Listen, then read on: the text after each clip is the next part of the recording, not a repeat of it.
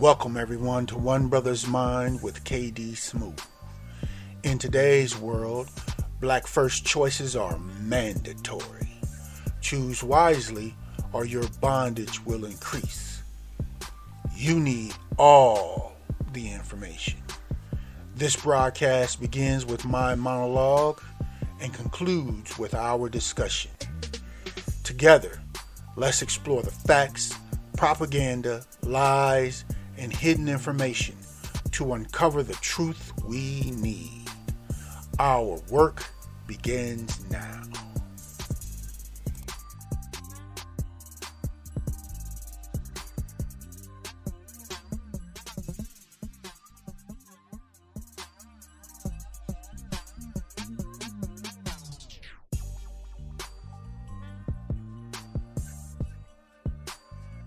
Welcome, ladies and gentlemen, to One Brother's Mind broadcast.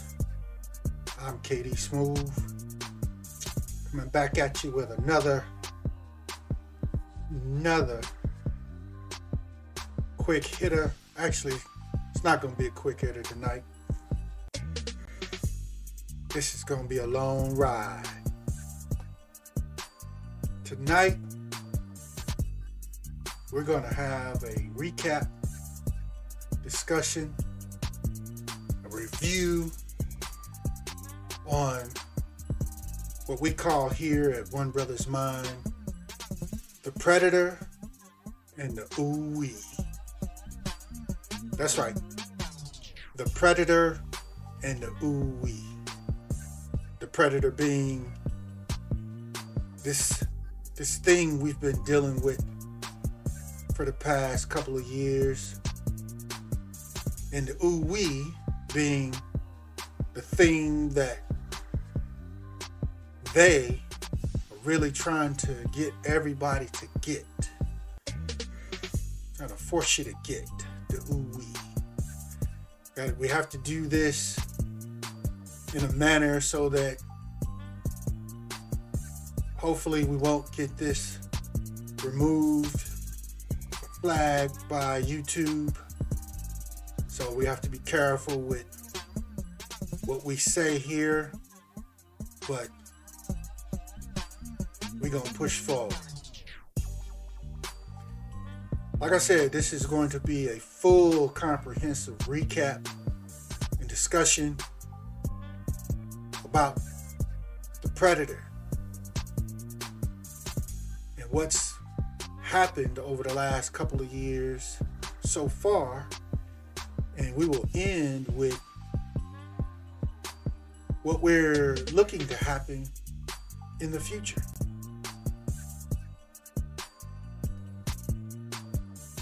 So, to begin, we're going to start off with a scripture verse.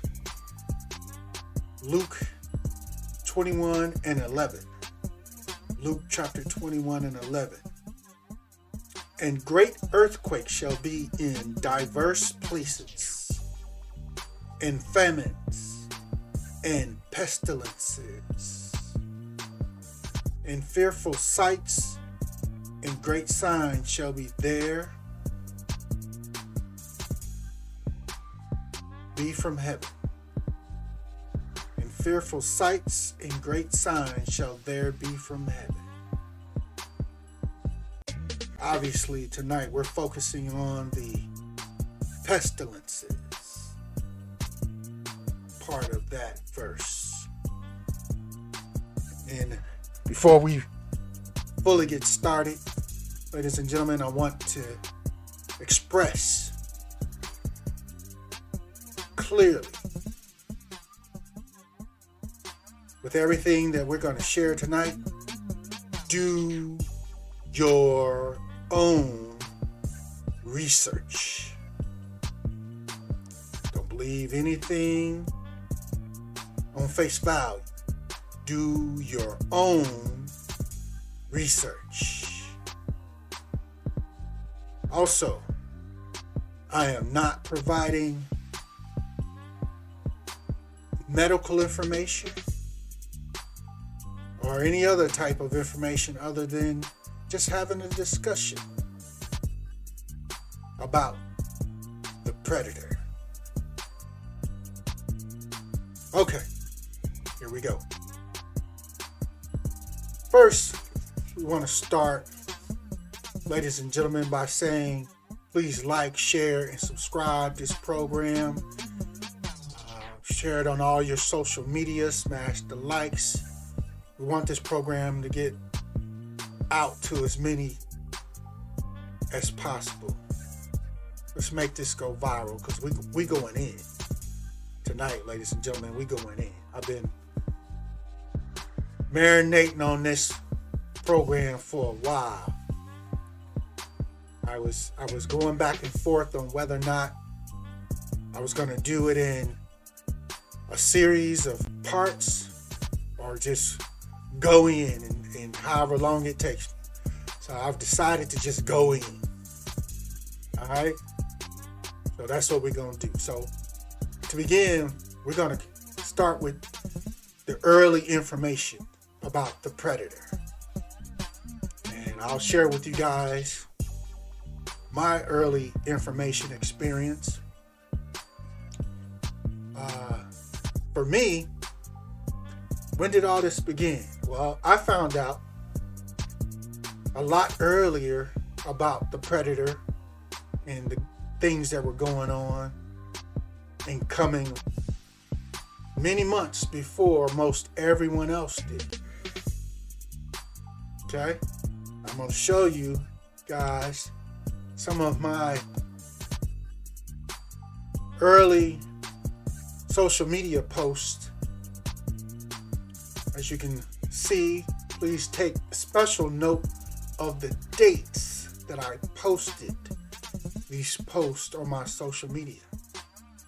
These were my humble attempt to let people that I'm connected with know I was seeing and receiving information about some very strange things that were occurring, that were going on. As you see in the smaller clip there with the bat, that was a post I had heard of the bat lady way back then in June of 2019. I had heard about the bat lady,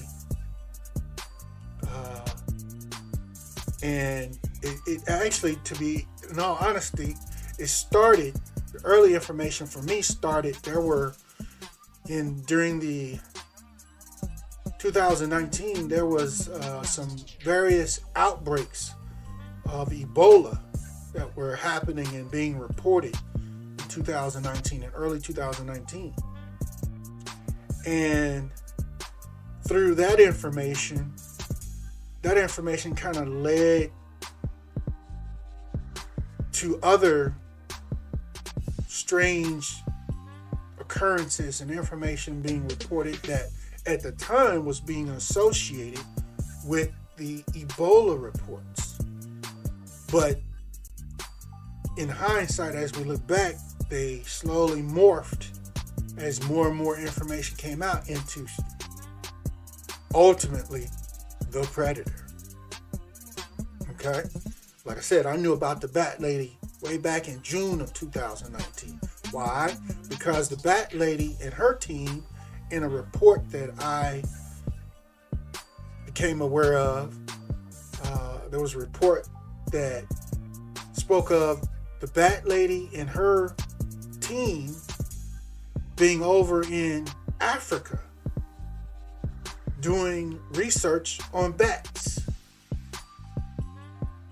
And at some point, her and her team were kicked out of Africa. And the report that I've heard, which is no longer available, just for those who are wondering, it's no longer, the internet is being wiped. I'll get into that in a second. But the report that I saw was speaking to people in Africa, authorities in Africa, during some of these Ebola outbreaks began to believe that the work that her and her team, the research that they were doing on bats in Africa, was contributing to some of the Ebola outbreaks. So they was like, you got to get out of here. You got to go, and got to go now. So they kicked her and her team out. But not before, again, in this report, and the information that I was viewing, not before her and her team took several actual bats from Africa, captured them, and when they were leaving, they took those bats and returned with them on their plane back to China. Okay, again, I'm not showing y'all the articles that I read. They either no longer exist, they've been wiped from the internet, or they're in archives of news report. You have to be a subscriber and go through all that to get access to them. And my mistake was I did not make copies of those articles at the time that I saw them. And I apologize for that. This was over 2 years ago, like 2.5 years ago. I didn't know that I was going to be doing a report on this at that time. So again, y'all, just a side note. Everyone, please understand, the internet is being wiped. Make sure when you see articles, information, or videos giving information, especially current information and updates, do everything you can to download or capture that information when you see it. Because the internet is being wiped. For real, y'all. And it's not taking, months or years. They're wiping the internet within days for a lot of articles and information that are being reported in broadcast and videos, and they're real fast. They're wiping it. So capture or download that stuff when you see it. Make that your habit. Okay, I digress. Okay, so as I said, I knew about the bat lady and was following reports about Ebola outbreaks over in China. That's where I was introduced to her. And then I stumbled across in October of 2019 a report. There were several reports actually about the military Olympics in China in 2019. And there were reports where athletes came down, as you see in this article here, with a mysterious illness. I'll read here.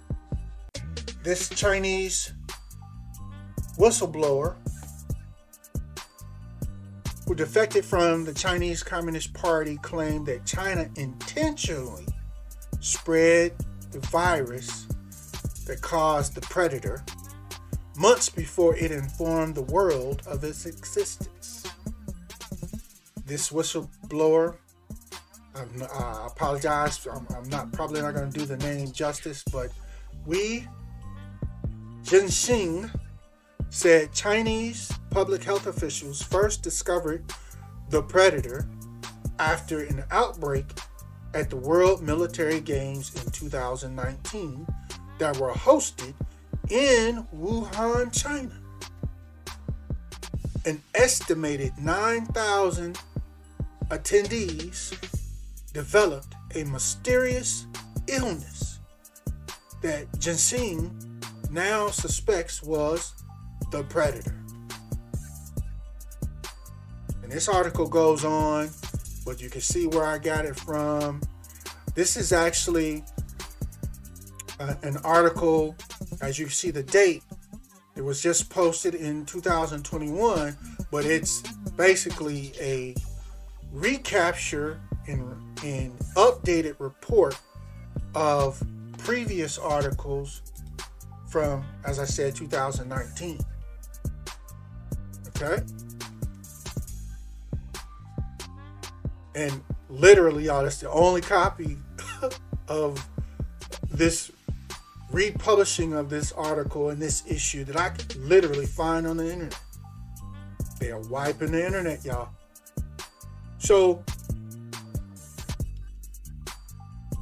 again, the attendees and athletes, many of them came down with this mysterious illness.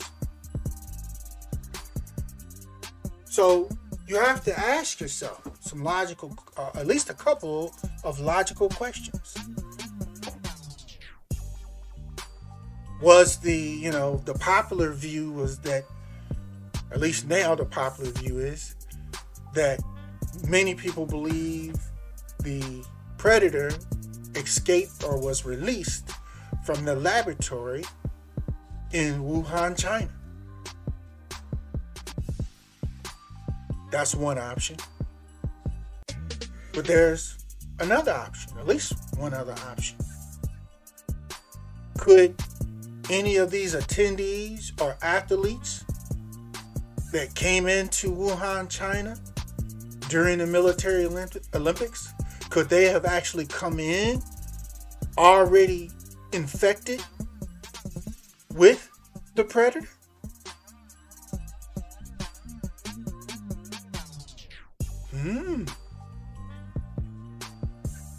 I mean, could that have been done in an attempt by a different country or power in an attempt to try to make it look like this whole thing started in Wuhan, China? Questions. So you have to understand, ladies and gentlemen, there are many countries, especially the big power countries and money countries in the world, in addition to the big corporations and other world powers. They've been working on biological weapons for decades.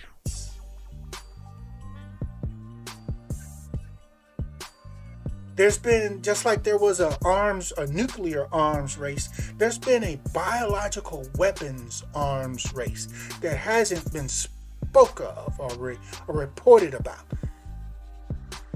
It's been on the down low, but it's been happening. It's been ongoing.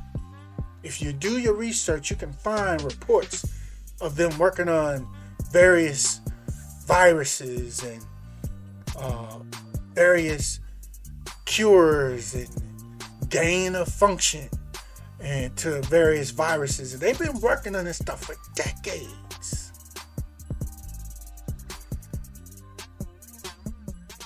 All over the world. So you also must know this. As a part of everything, as a part of everything, there's good and evil in everything, right?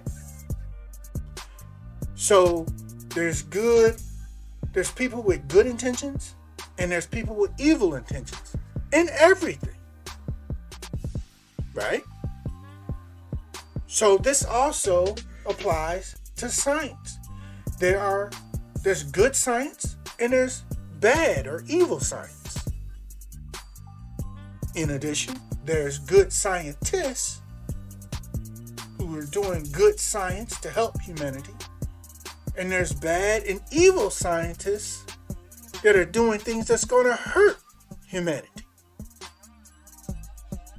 And those evil scientists and countries or world powers, it's been their goal to cook up the most lethal bioweapon ever known to man and be able to launch it on a country, an enemy, or a competitor of choice. Of course, they would love to be able to do this where It's focused on who they want to release it on, so it doesn't affect them. So again, it takes you back to the question, who did this? Well, in the U.S., the mainstream media and government pointing the finger at China. Now ask yourself, is that what Chinese citizens believe? Do they believe they did it? Their country did it? Absolutely not. Guess who they believe did this? Released the predator. The U.S. Or some other country. Again, just make a list of the top countries that are basically doing things that are running the world. You know, all your major players. Russia, Israel, countries in the Middle East. All of them would love to have this a usable biological weapon. Now, according to some of the earliest reports that have been put out in the U.S., is that U.S. intelligence became aware or informed about the predator in early November of 2019.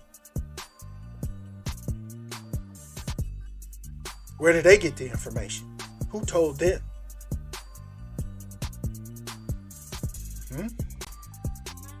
Those are the type of questions you have to be wondering about. And then another interesting early fact.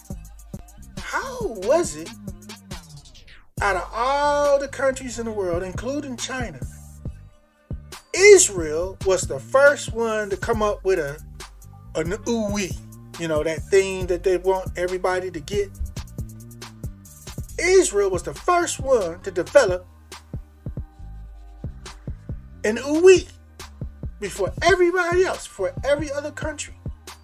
Isn't that interesting? I mean,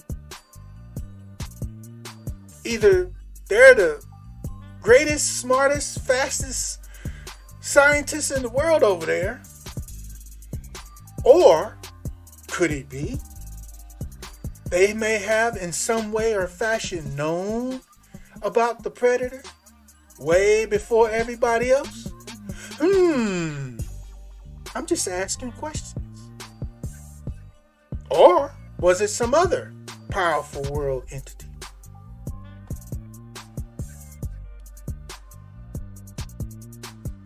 One thing that is clear about the early information, China lied and hid their real numbers from day one. Many of you saw,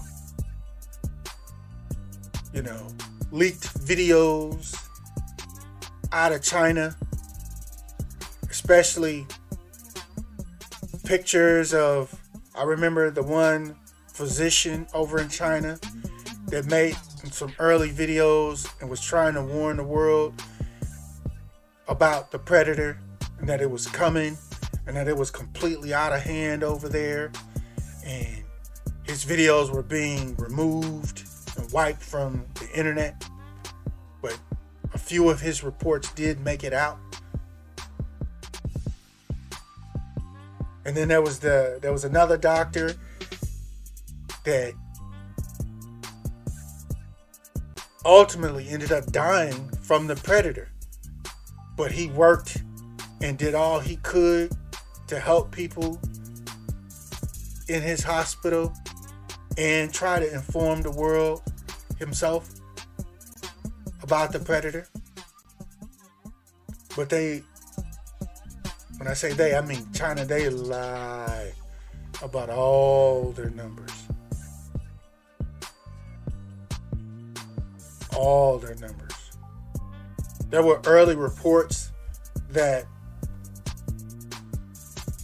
at least I heard early reports from one of the funeral homes in China, that they were running the crematorium 24 hours a day, 7 days a week at one point, non-stop. And at the time, in those early reports, I heard they had anywhere from 7 to 10 crematoriums, and they all were running the same schedule.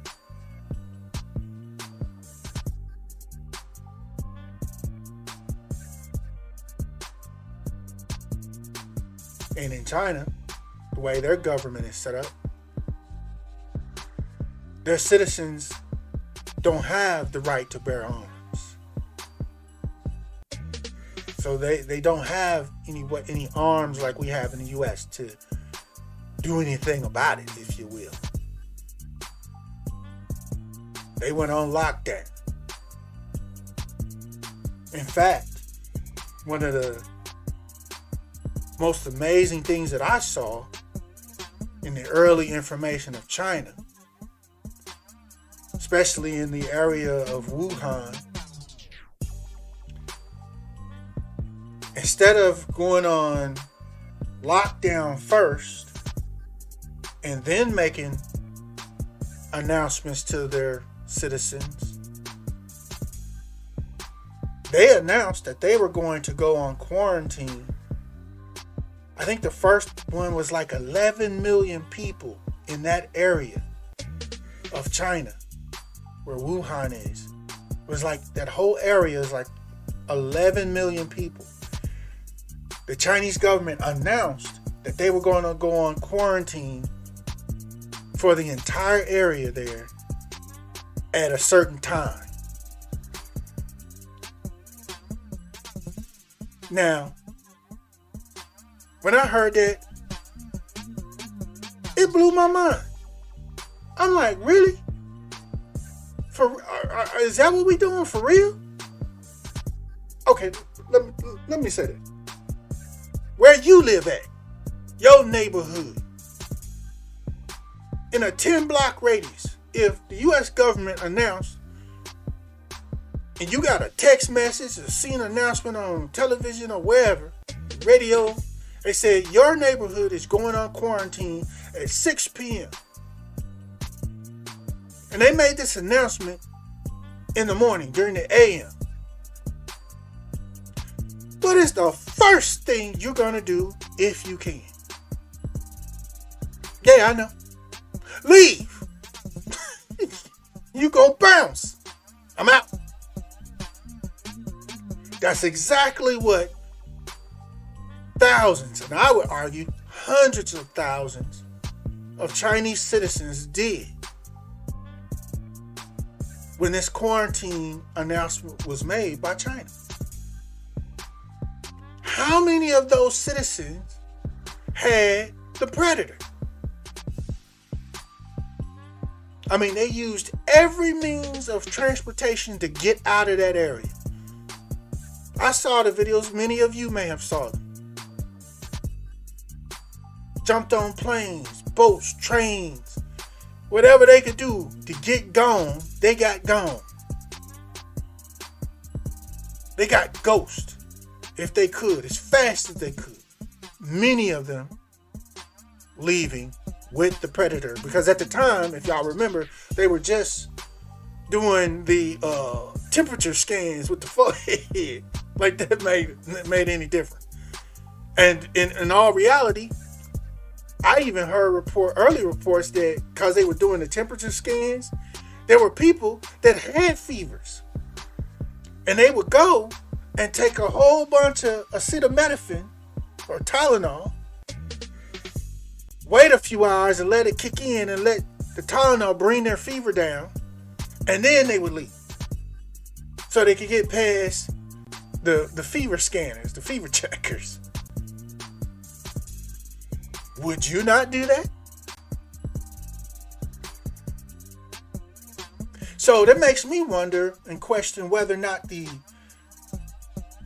that whole announcement of the quarantine, was it planned? Is that what China or whatever power or authority wanted to happen? Because it's obvious if you make that type of announcement ahead of doing the lockdown, that's what's going to happen. People going to bounce.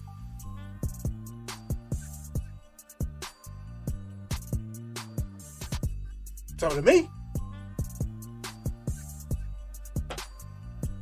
I say it was planned.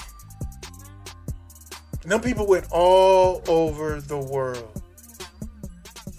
Many of them with the predator.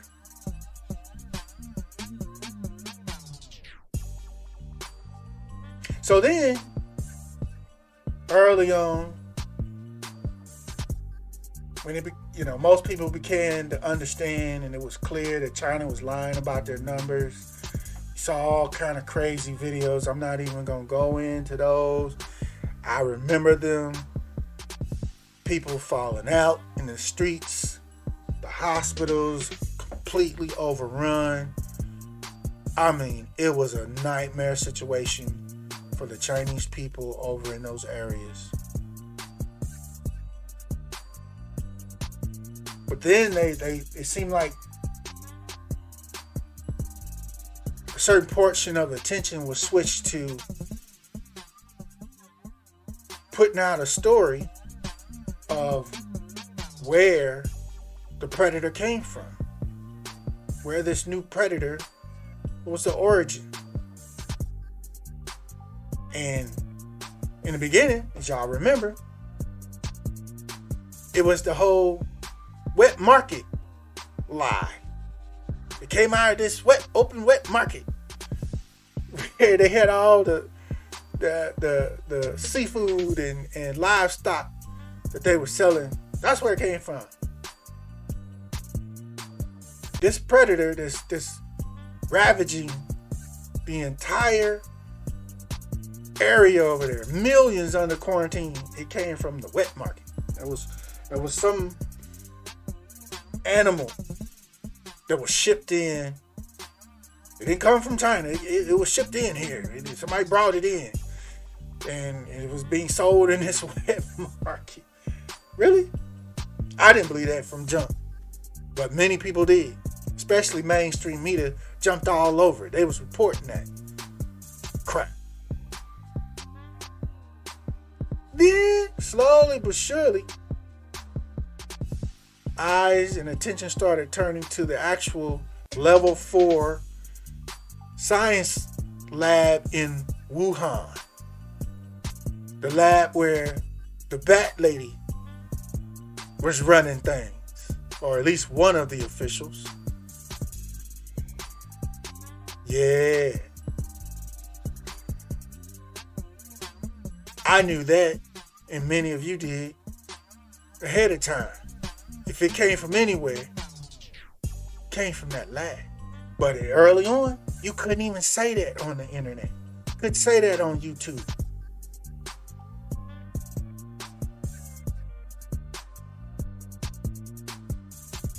Now, slowly but surely, it's become the popular understanding. Okay?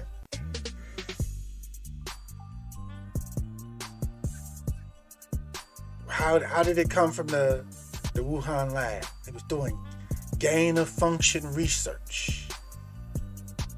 And for those that don't know, that's where you manipulate a current virus scientifically. You manipulate its genome, its scientific makeup.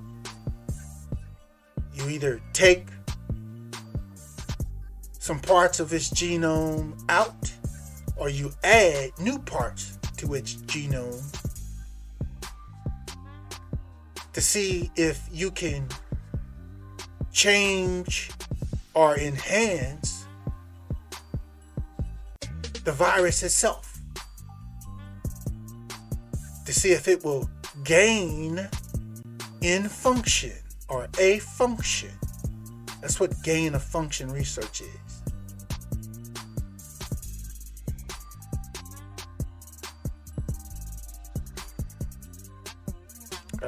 Many of you have heard recently, the let's say conversations in the U.S. government with people like Rand Paul and Dr. Fauci going at it about gain of function. If you haven't, I encourage you to go just YouTube Rand Paul versus Dr. Fauci. It's all over YouTube.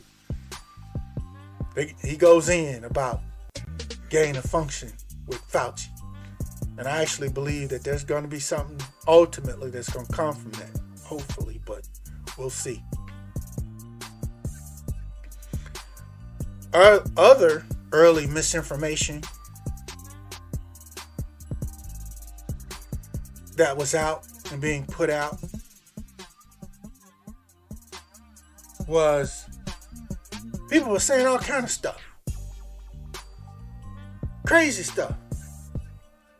And specifically, I'm talking to my black family members. Y'all know what your cousin Pookie, Dr. Pookie, and Minister Ray Ray and Sister Spirits was saying. Black people can't get it. No, black people can't get it. Y'all remember them? They was all over the internets. It's just the fluke. Y'all tripping. It ain't nothing but the fluke. They just trying to hype everybody up. Y'all remember that? My question is, where them niggas at now? Are you still listening to them niggas about anything? Black people can't get it. It was so bad, as you see on your screen here. Yeah, y'all boy. He put out a post on his social media. And then try to, as you see in the text to the right side of it, he tried to say he was just asking for medical advice when he put this Spider-Man meme up. And yeah, y'all remember your boy Waka Flocka. It's fake. Black people can't get it. Y'all, that's what Waka Flocka was saying. And he wasn't the only one. It was a whole lot of black people in these internet streets talking about black people can't get it. Where are them niggas at now? That's what I want to know. Because I actually, in making this report, I went hunting. I spent days digging to find videos and the social media posts that they had all put up. Guess what? I couldn't find them. They all gone. The posts, the videos, everything gone. What you see on your screen was the only 2 bits of information that I could find after a couple days worth of research. Literally. And I had to dig deep to find these images.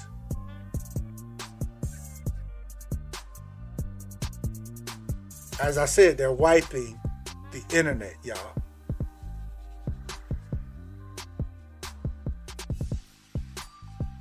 So, in addition to this nonsense, of course, what was the early government response? The response from y'all boy, Trump. Oh, it'll just go away in a couple of days. It ain't gonna be nothing. It's nothing to worry about.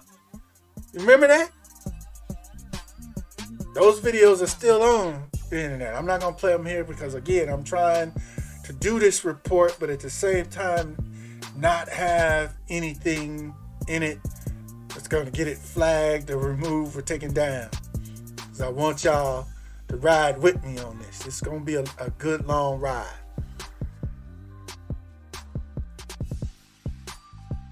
Okay? So, that's what the government's initial response was. And, of course, there's your boy Fauci. After the government admitted that, hey, yeah, it's something here. There's something going on. After they done gave it a name, finally. Your boy Fauci came out. No, nobody needs to wear a mask right now. That's ridiculous. No. Talking about somebody speaking with a forked tongue. Main animal that we know that has forked tongues are serpents. And those of us that are Bible believers, we know that serpents is just another word for devils.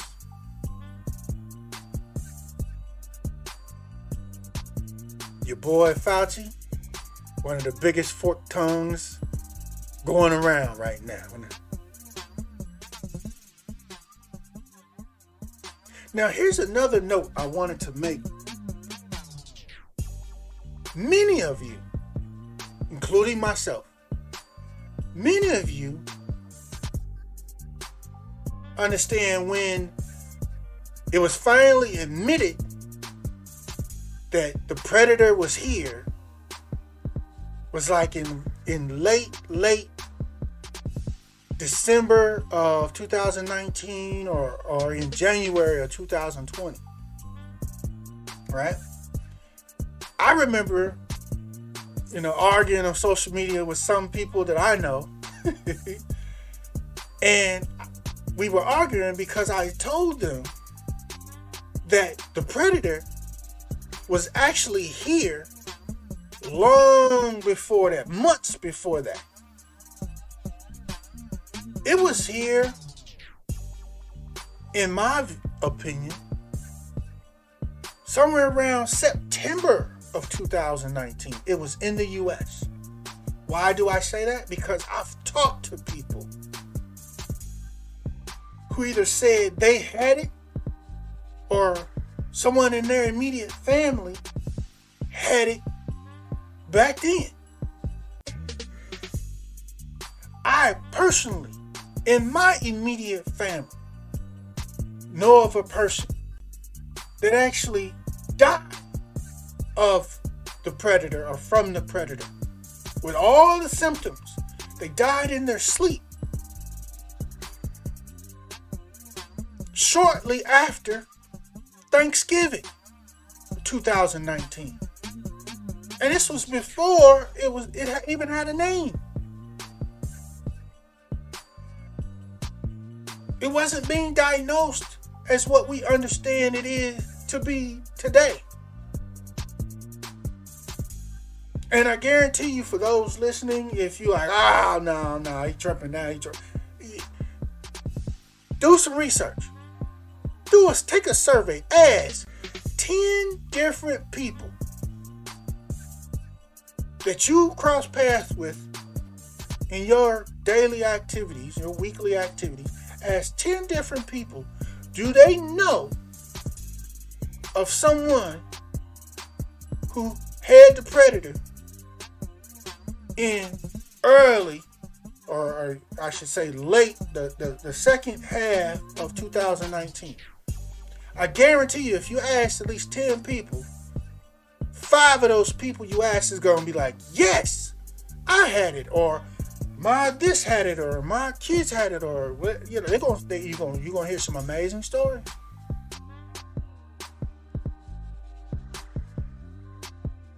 Okay?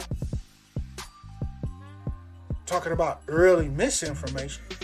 Then, of course, We got to go into all of the hospital lives. When I tell y'all, the national and all of y'all local health officials and hospitals and all of them were lying. They were, in my opinion, their lies were killing people. I was telling, everybody I knew when it really started to kick off here in the U.S. And again, everybody was telling me I was crazy. They was looking at me like, what?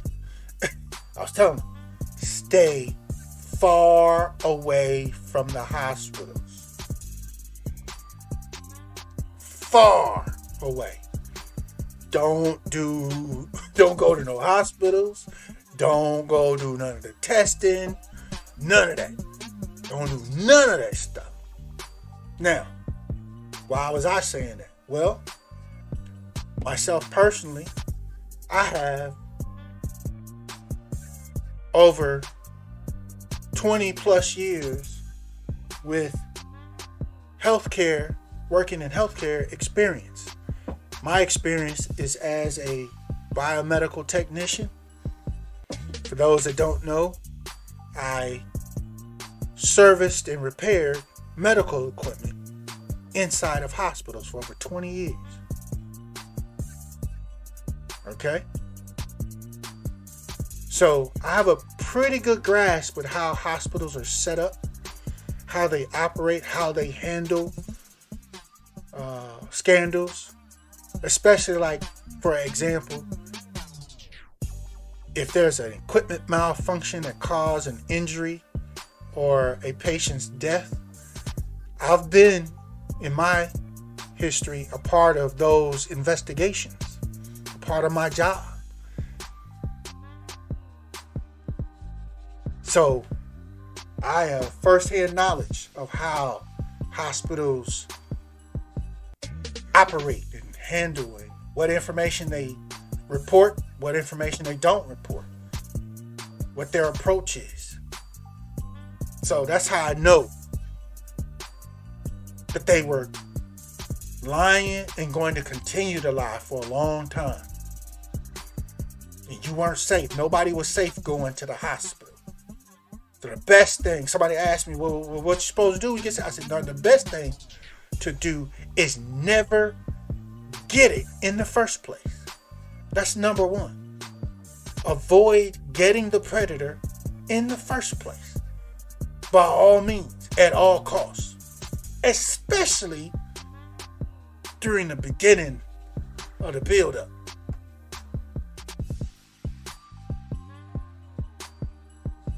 Okay? Y'all remember hospitals had, they had some tests, but they didn't have tests for everybody. But at the same time, you were hearing reports of wealthy people, entertainers or athletes or whatever, they were getting tested. But there weren't tests for everybody. So if you was wealthy, you had the money, you could get a test. And you could also get provided health care in the hospital. If you was wealthy and you had the predator and it had gotten hold of you real bad, they would do everything that they, at the time, knew to do for you. But regular people, they were sending people who were coming in, barely walking, being drugged in, couldn't half breathe. They was checking them. They weren't giving them the actual predator test. They was testing them for everything else. Oh, you okay? Just go on back home. They was sending them right on back home. If you get worse, come on back. What? Wait, what?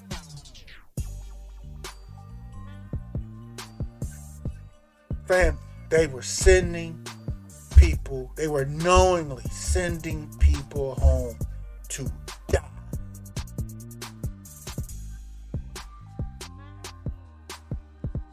In my view, instead of doing that, they should have at least been admitting the people with the bad vitals,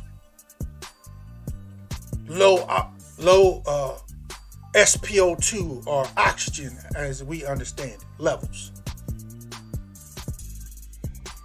You didn't necessarily have to put them in the ICU, but you could have put them in regular patient rooms and connected them to oxygen monitors and patient monitors to monitor, at least monitor their vitals.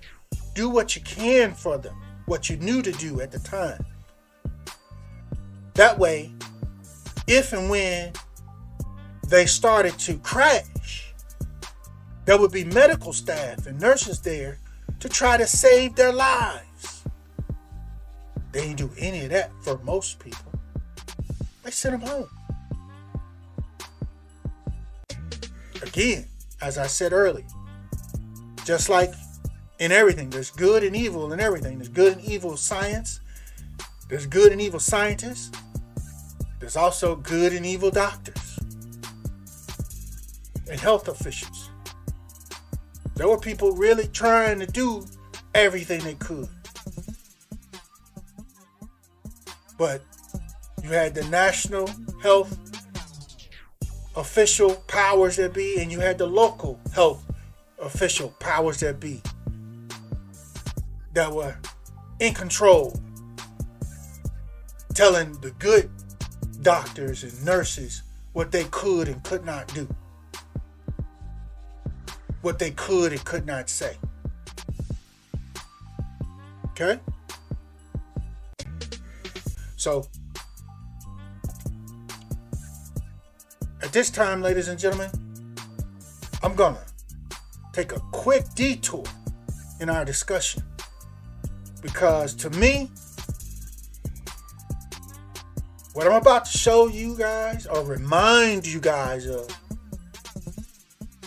I believe may have had some real connections to what's been going on the last couple of years. Do y'all remember him? This brother? This good brother that worked for the CDC, that discovered something, and according to reports was planning on reporting and releasing whatever it was that he had discovered at the CDC. This was before the Predator was released. This was before China went all crazy. This was before the military Olympics in China. This was before a lot of the Ebola outbreaks that were happening in 2019 in Africa. But mysteriously, this good brother who discovered something that he was like, I got to inform the world about what it is that I have found. He mysteriously came up missing. He sent odd text messages before he came up missing to his parents. Do your research. It made them worried, like, what's going on? What are you talking about? Next thing you know, several days later, they found him floating somewhere in a body of water, talking about he committed suicide. Yeah, right.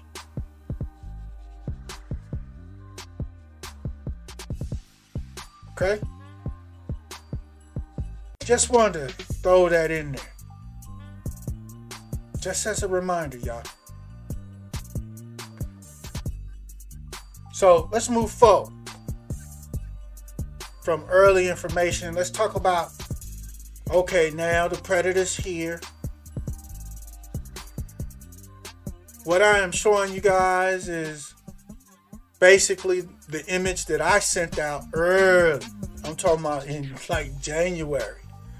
I sent it out to everybody that I'm connected to, people I cared about. There was a couple versions of it, but I sent it out and I was telling people, please, please, please go get this stuff now. But of course, because I was months ahead of most of the information, everybody looking at me like I was crazy. They didn't respond to my text messages, my social media posts. They was just like rubbing their head. They was, oh, he done went off. Boy, we're gonna have to pray for him. And I'm doing everything I can. I'm begging people, please, go get this stuff now. There's many people that now can vouch, that knows me or connected to me. They sit back listening going, yup, he did it. He sure did it. Yup, we thought he was crazy. We said he was crazy, but he was doing it.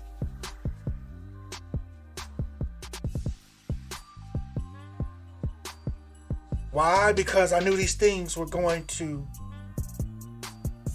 run out. At some point become unavailable. So you got to get them now. Especially the N95 masks. When I got mine, I got mine from a local hardware store. Right? It was like a pack of 3. They were selling a packs of 3 for like $2.50, $3. Right? I bought a whole like little case of them. You know, it's my first batch. And that was right when I bought them. It's the same time when I told everybody, go get these. Nobody was in the store, you know, in no hurry buying them. This was early, before anybody was even buying them. I loaded up. I had my my sanitizer, my Lysol, a mask. I bought goggles. I bought a couple other things, but you know, because I'm a little extra. I'll be honest. I bought the bodysuits. I got them for me and mine, man. I loaded up. I had goggles. I still got them. I'm ready. You know. So again, we're covering the forms of protection right now. Also, ladies and gentlemen, please remember to like, share, and subscribe. Share. Smash the likes on this broadcast. Okay? So, people slowly began to be informed about the different forms of protection that you can utilize. The mask, the N95 mask, or the other medical masks. And eventually they got to the point of, if you ain't got none of them, just make a mask out of anything. We'll get to that a little later, but the mask, wearing masks, hand washing everywhere, go crazy hand washing, using hand sanitizer, social distancing, stay at home. I remember your boy Tyrese put out a little video of him singing, "Stay your ass at home." You know, other things that you could have done and can still do. All of these things you still could do today. Start utilizing the drive-through only for your food orders, delivery services, pickup. Go in and pick up. No, don't dine in. Curbside pickup. These are things that reduce your risk. And then just your overall activity reduction. Again, staying home. Whether the numbers are high or low, stay at home, man. These are things that reduce your risk. Either have no or drastically limit the visitors to your home. I remember during the spring and summertime months, I just set up my lawn chairs and on my front porch. And when visitors would come over, we sit outside and visit. I'm good. How you doing?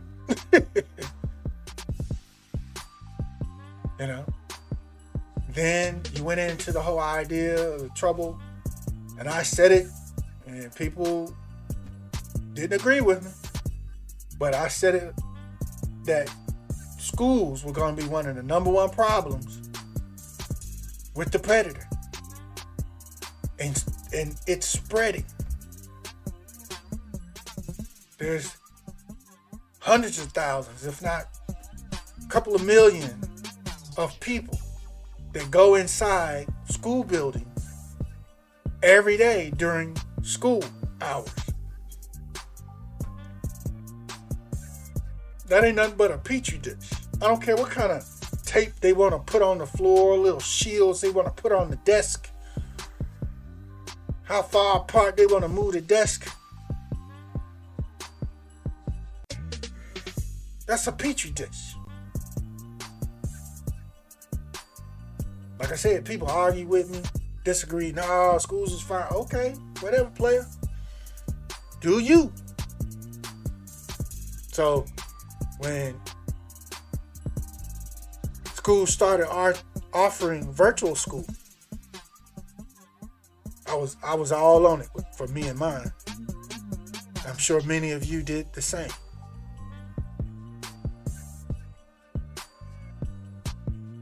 Now, I have a completely other question in regards to protection and safety that you don't hear nobody talking about. The government, the politicians, no health officials, nobody talking about this one.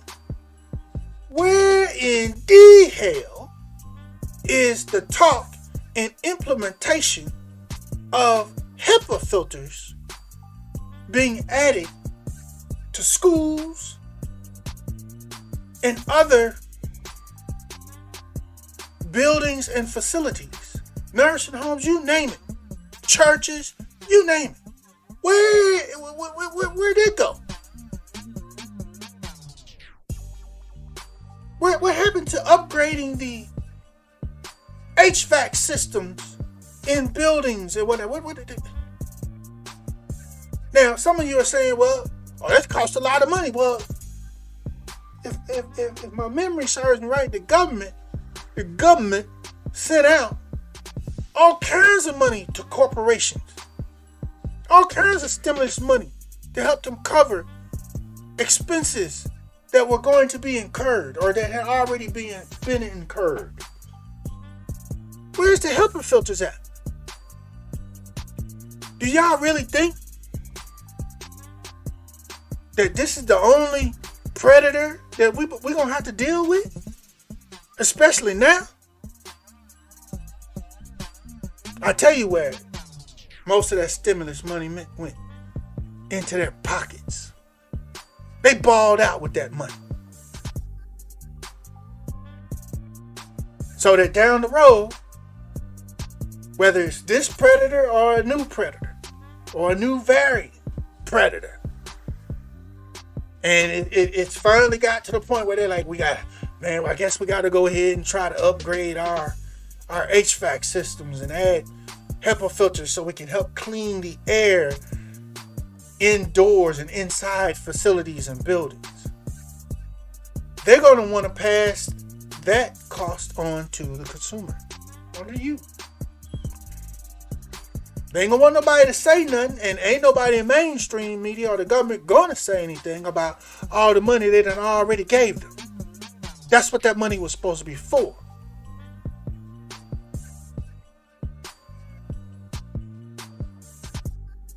I digress. Other forms of protection, specifically in regards to people that have comorbidities. Can't talk today. People should understand by now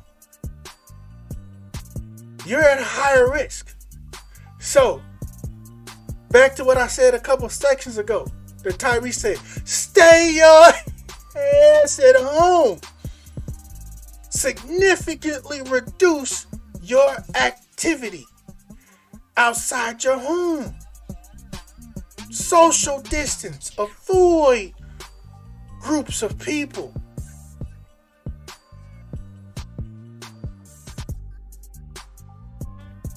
Another form of protection.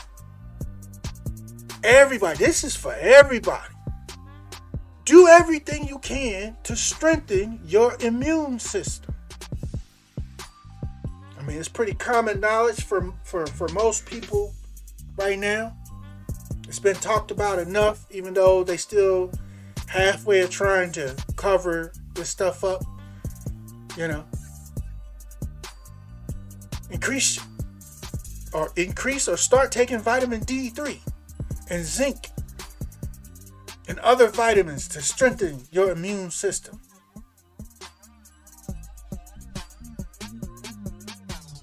You know, those go a long way and help with, especially if you actually get the predator and you start looking toward other treatments.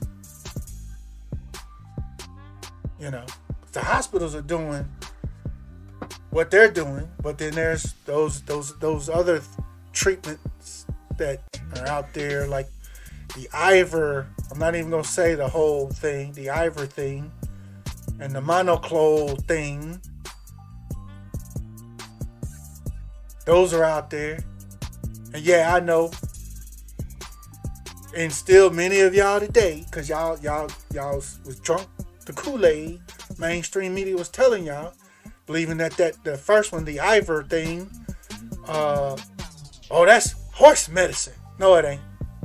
That's a lie. It's a lie. The Ivor thing actually won the Nobel Prize for medicine. For humans. Human beings, y'all. For us. And it's been used for many years. With no problem. The reason that lie was put out was because it's now outside of its patent time. So it's sold at a very cheap price. Okay? It's sold at a very cheap price now.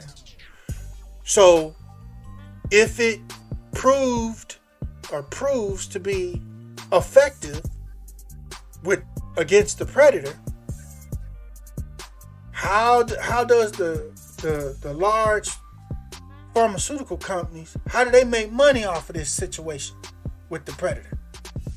If you can easily just get something, a med that's real cheap, and in a short period of time be all better. So it was purposely demonized by the big farm companies, and they used their influence, their money influence, on the government and officials and politicians and mainstream media, because they own it too. So they all push this same, it's horse medicine narrative. And in addition to doing that, they also used all their power to restrict its use and availability. Again, in an attempt to force use of the meds that they were going to release, the things that they were going to put out, so they can make billions off of. Okay?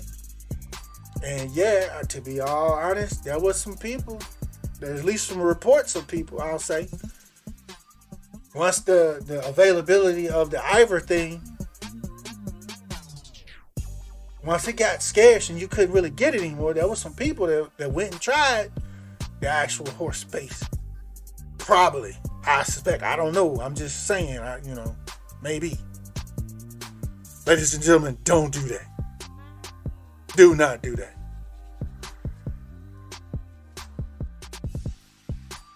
Okay? So now, we're going to look at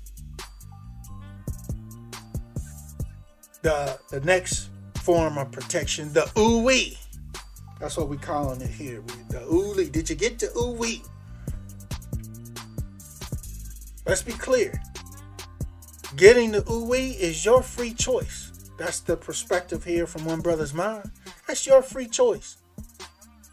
The only thing that we recommend here at One Brother's Mind is that you educate yourself. Do your research. Make an informed decision of whether or not to get the ooh-wee. You get no hate from me. You get no hate from One Brother's Mind. And you shouldn't get any hate from anyone else, your family or your friends, regardless of your decision on the ooh-wee. Okay? But as far as KD Smooth is concerned, based on the history of lies from the U.S. government, the lies from the medical industry, and even the current lies of when this predator first came out, I don't trust nothing the government or them people say or do. Period. Or any government, for that matter. Just know, no matter what your choice will be on the ooh-wee, there will be consequences. Alright? Let's push on. We're going to dig through this, y'all. Stay with me. Remember to like, share, and subscribe, y'all. Alright. Let's look at the early government and local response to the predator. Well, clearly, as all of us know at this point, the healthcare system was not ready for this. It was new. How could they be? There was no treatment plan. There wasn't enough equipment or ventilators. The staff, nursing staff, and other health care staff was inexperienced with this type of situation. You had limited numbers of ICU nurses. Nursing staff was short before the predator. Okay? It was short before the predator. It definitely was short after the predator. And see, here is where a couple of things I want to explain. At the time, as a part of telling people early on to stay away from the hospitals, I knew what they were doing and what they were going to do based on my experience as a biomedical technician over 20 years. I serviced and repaired ventilators. As a part of my job, I trained nursing staff and assisted them in training them in proper use of ventilators alongside of the RT, which RT means respiratory therapist staff. Okay? That was my job for over 20 years. So, in my experience, I already knew how hospitals were set up when it came to ventilators. I'll share it with you now. First off, hospitals would have the different departments or different floors where they used ventilators for patients. And what they would have a respiratory therapist staff member. Full-size hospitals had a respiratory therapy department, and they were all individuals who were certified in respiratory therapy. Okay? But that was a very limited and small staff for the entire hospital, because the way it was set up, they only used one respiratory therapist per a certain number of patients. Okay? And it wasn't a small number, y'all. For example, you can have, in some hospitals, you can have one respiratory therapist assigned to cover departments and floors that may have 30, 40, 50 or more patients. Because what would happen is the respiratory therapist would make their rounds to all the specific patients, because not all the patients in these departments or ICUs needed ventilators. They were here and there. So the respiratory therapist would make their rounds to the specific patients that needed or was using ventilators. And they would do what they needed to do to help that patient. Put the patient on a ventilator, make adjustments to the patient's ventilation, take the patient off the ventilator. They would even respond to codes. When, for those in the medical community, y'all know what I'm saying, when there would be a code blue in a hospital and a patient was crashing, there's a whole collection of staff that takes off like Sonic the Hedgehog running to that patient's room to try to assist and help that patient, prevent that patient from dying. One of those people, at least one, would be an RT staff member. Okay? So that was the general setup, and that's throughout the country. This was before the Predator. Okay? So that's the RT staff. It's limited. Okay?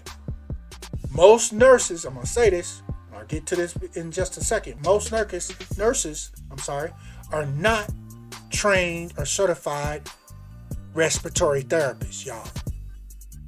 Keep that in mind.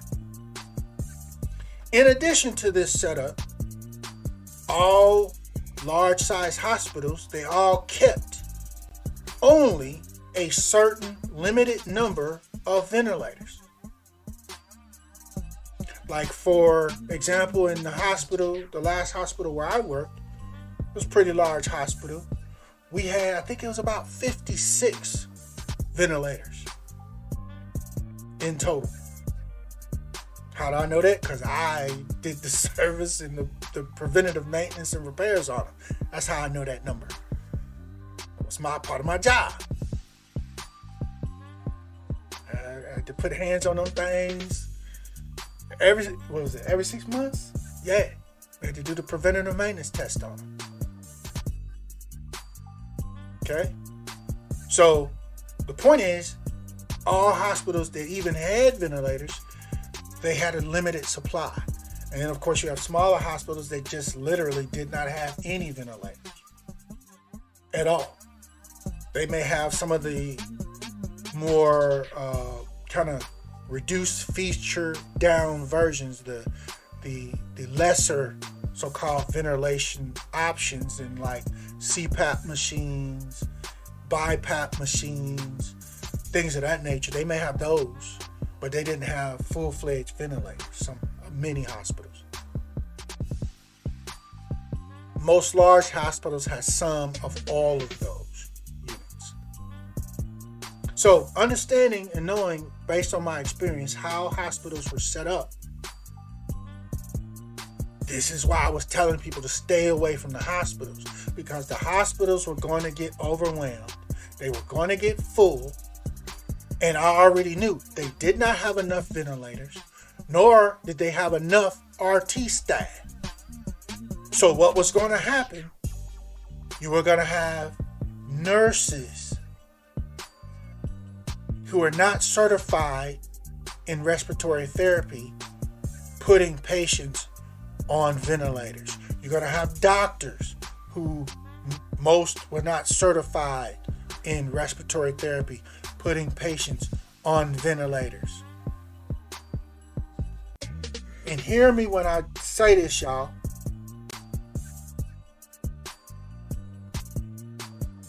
Just the smallest maladjustment,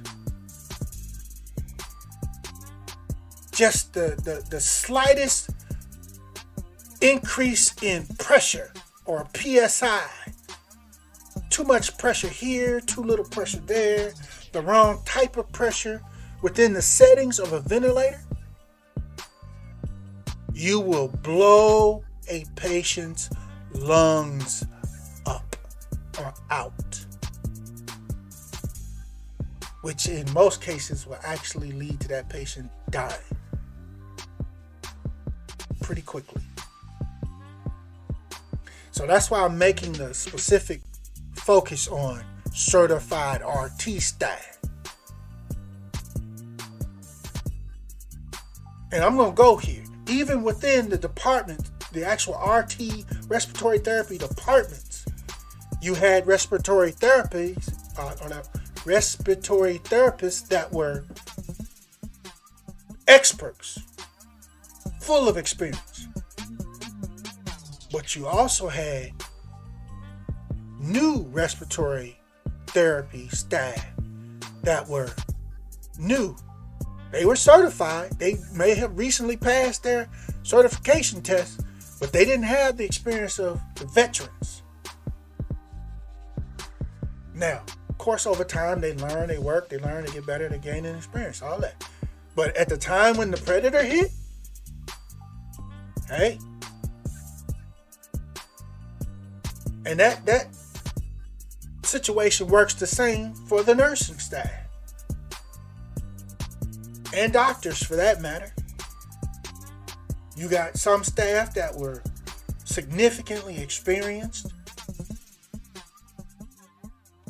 caring for patients in the ICU, all that. And then you had the rest of the nurses. They were certified. They passed their nursing, their RT, their license exams. And those in the medical community and are familiar with the medical community, y'all know it.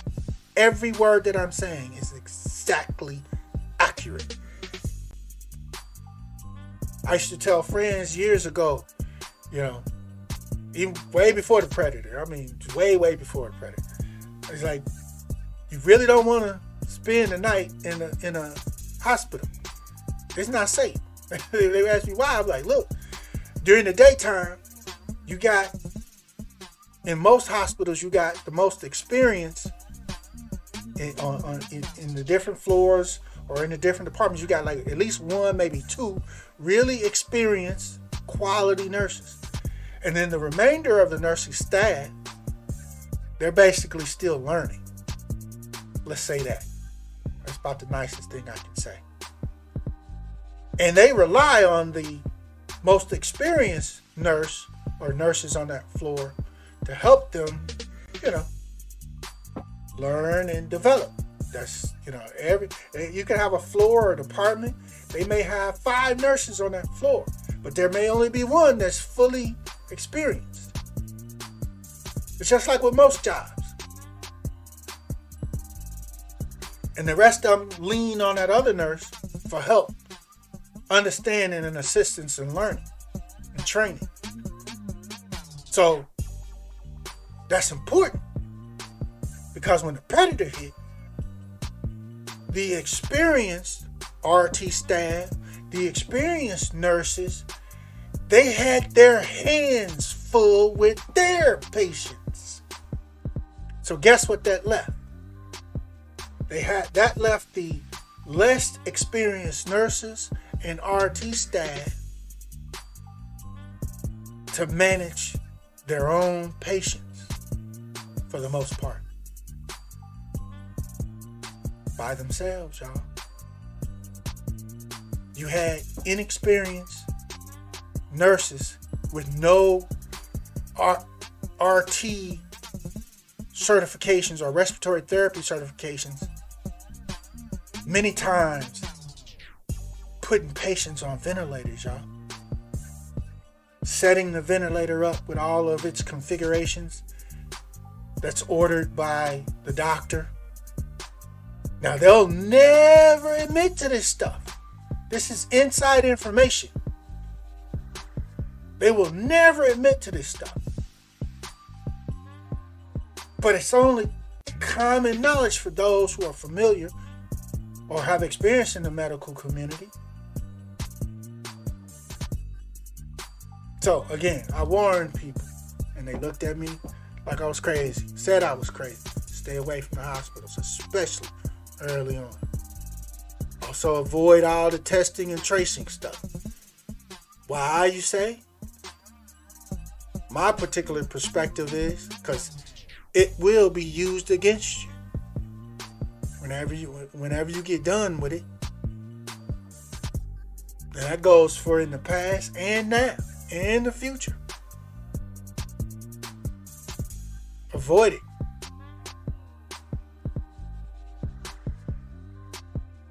Like I said, hospitals originally denied testing and treatment, especially to minorities. The whole testing thing was held up for the sole reason that the hospitals were trying to figure out how the cost for the test was, who was going to pay for that for all the regular people. If you was wealthy or rich and you had the cash to just pay them for it, you could get your test. But everybody else, those are, it went on for weeks. The medical community trying to figure out, the insurance community, everybody trying to figure out who and how the test was going to be paid for. That was one of the biggest holdups. They won't admit it to you, but that was one of the biggest holdups. And like I said, they were denying treatment and help for people, especially minorities, y'all. Especially the black community. We lost far, far too many, y'all. Due to all this nonsense. People worried about money. Hospitals lying to people. Not doing testing. Sending people home. They knowingly sent people home to die.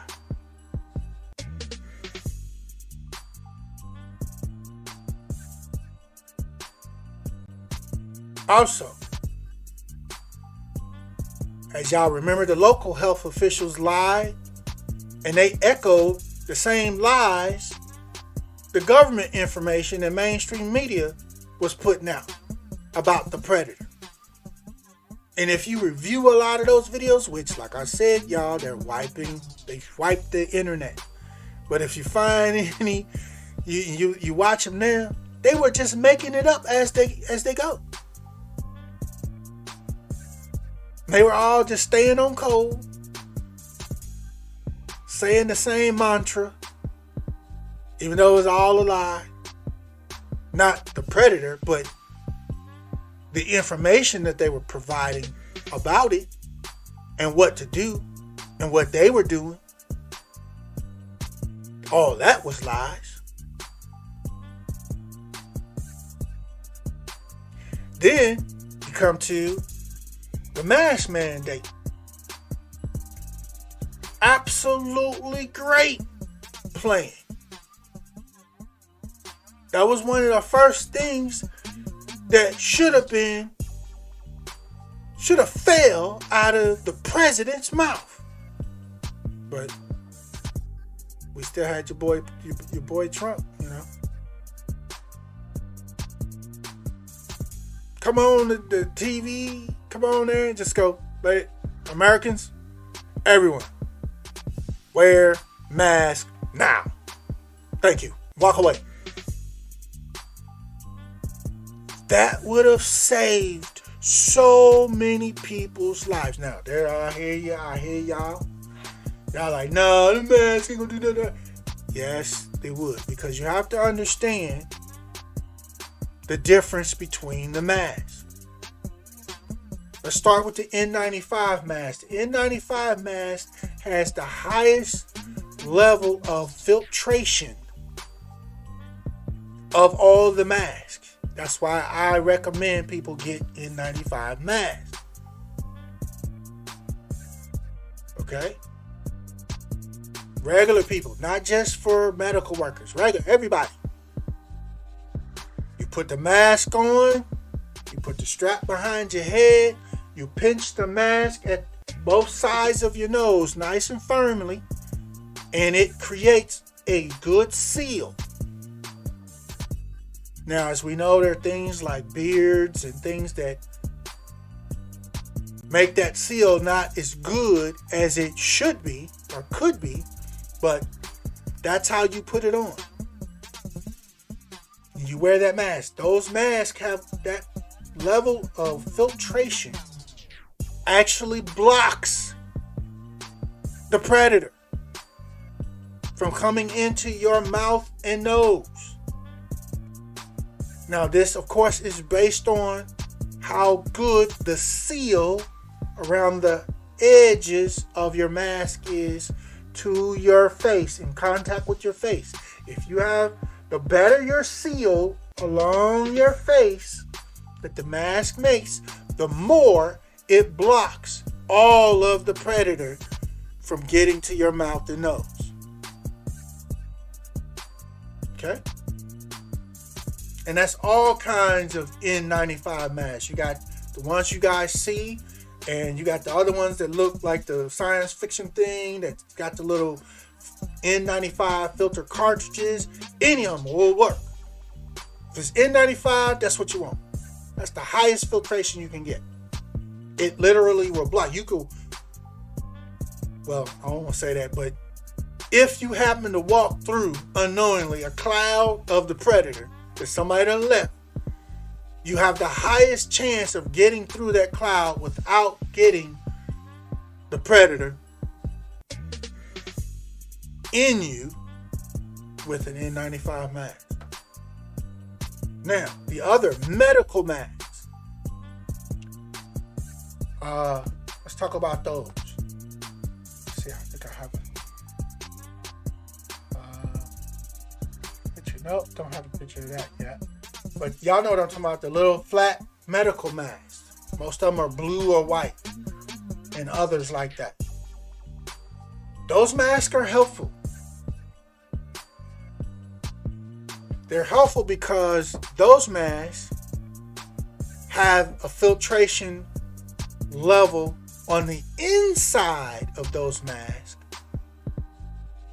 that help prevent you from pushing out of your mouth and nose the predator out into the air. So it keeps it, whatever you got, it helps keep it with you and you only. So at the very least,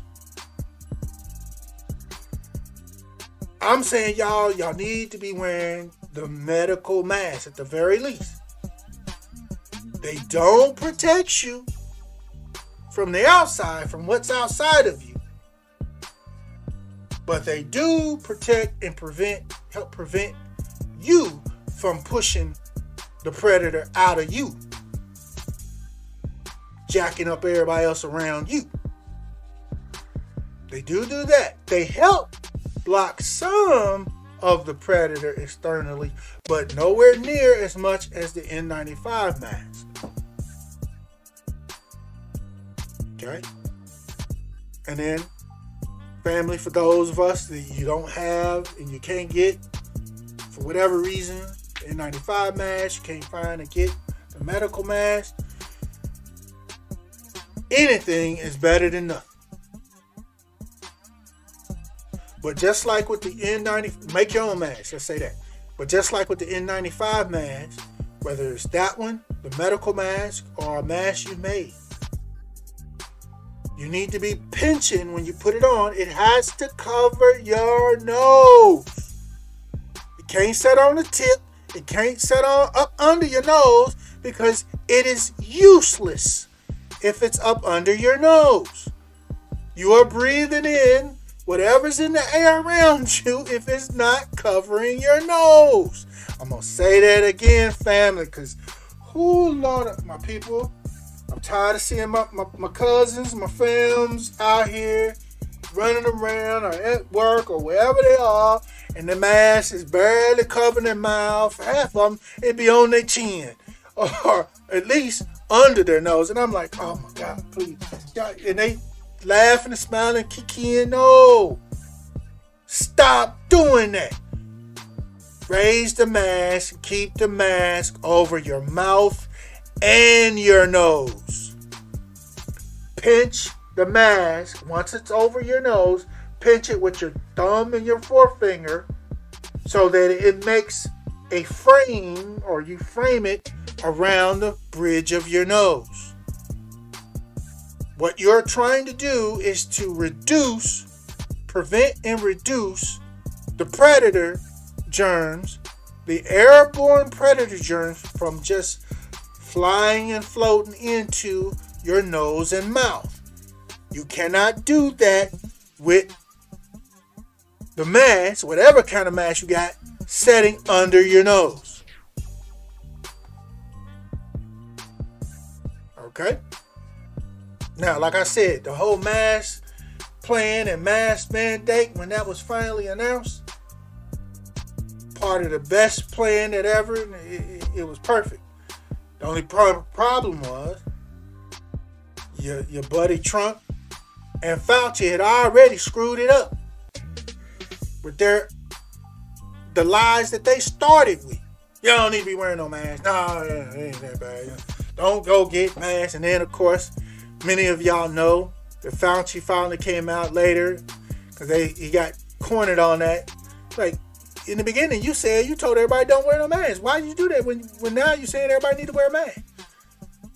And, what he did exactly what liars do. They made up something. Come on. Well, what I was trying to do is to tell people not to wear a mask at that time because we didn't have enough for everybody. So we wanted to try to reserve the N95 mask that we had for just the medical community until we could produce enough N95s for everybody to be able to have. Nah, bruh. Say that.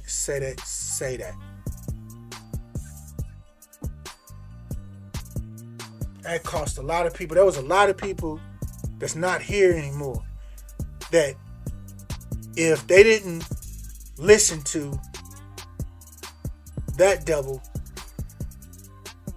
they would probably still be here today as far as masks go. There's a good chance.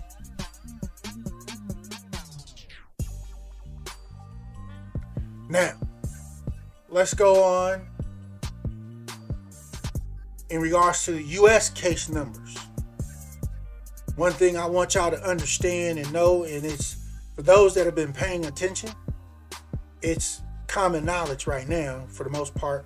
But when you see from the beginning, whatever numbers that were being or are being reported, even currently, and this is going forward as well, whatever numbers you see the mainstream reporting, take that number, multiply it by anywhere from 5 to 10 times. Multiplying it by 5 to 10 times is going to give you a more accurate idea of the true numbers that are in your area or that's being reported. Because obviously, y'all, everybody is not going to get tested. Everybody don't have a reason to go get tested. There's many more people that have the predator, but they're not getting tested. They're not a part of those numbers. So always multiply when you see a number reported. In addition, know that the numbers that are being reported have always been, from the very beginning, manipulated by the people who are reporting them, the media and the government. And again, y'all know this. You got numbers all over the place in categories, all kind of categories. You got people that died from the predator, died with the predator, or they just lied and picked some other comorbidity that the patient had and said that was the cause of death, as opposed to the actual predator. They was fine. They may have had diabetes, high blood pressure, or whatever comorbidity that they had, and they was cool. They was at home chilling. But it was the predator that brought them to the hospital and sent their health spiraling out of control. But he had a heart attack, or he had whatever else. They've been manipulating the numbers for the longest. And as many of you know, again,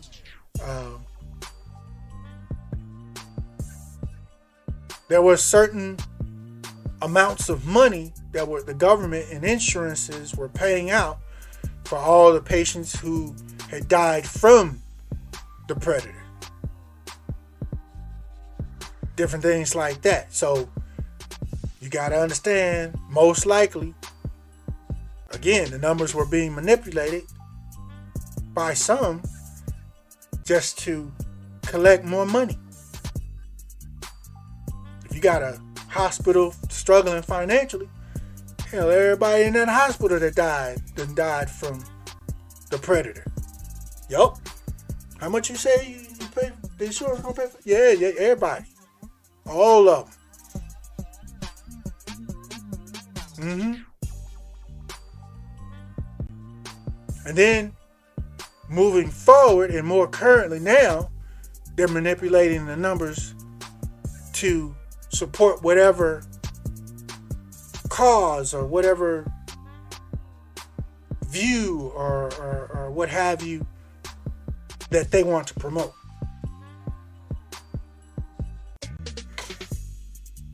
Some want to say the situation isn't that bad. The predator isn't that bad. So their numbers they're reporting low numbers. Others are reporting very extremely high numbers. Because they're like, no, it's way crazy. You see what I'm saying? So it's all being manipulated.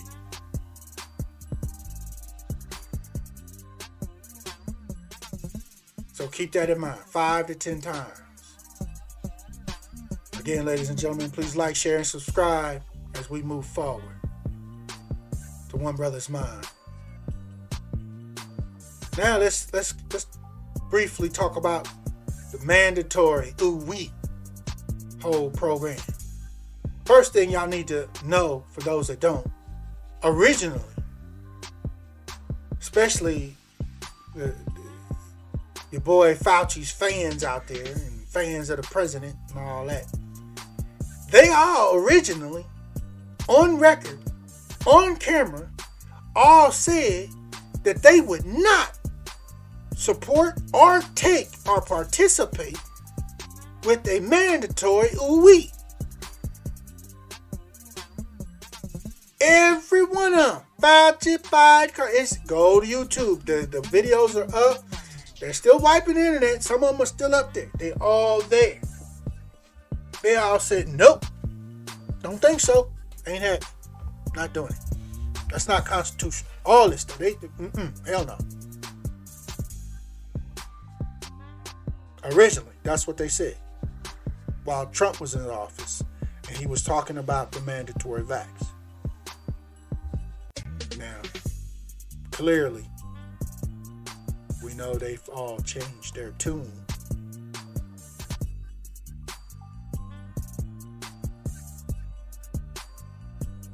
Okay? More parts of the early response from government and schools started going virtual. That was an absolute complete mess. Trust me. I got a couple that's in school, and oh my God, schools weren't ready for this. Me personally, I had a situation where, my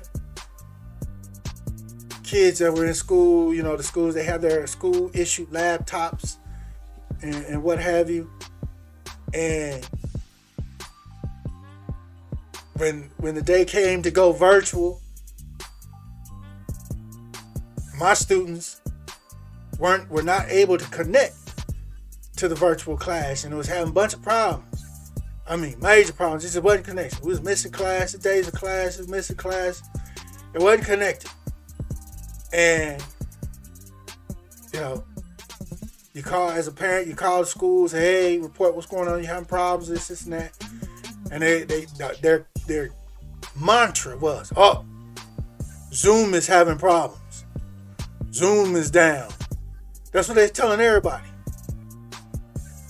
And when they told me this, I knew they were lying. Again, I have 20 plus years technical experience background. I've worked in some IT projects as well as a part of my job. So I got a foundational understanding about IT and applications and processes. So I knew they were lying. The other reason why I knew why they were lying is because I had my students' school issued laptop, but I also had my own personal computers at home.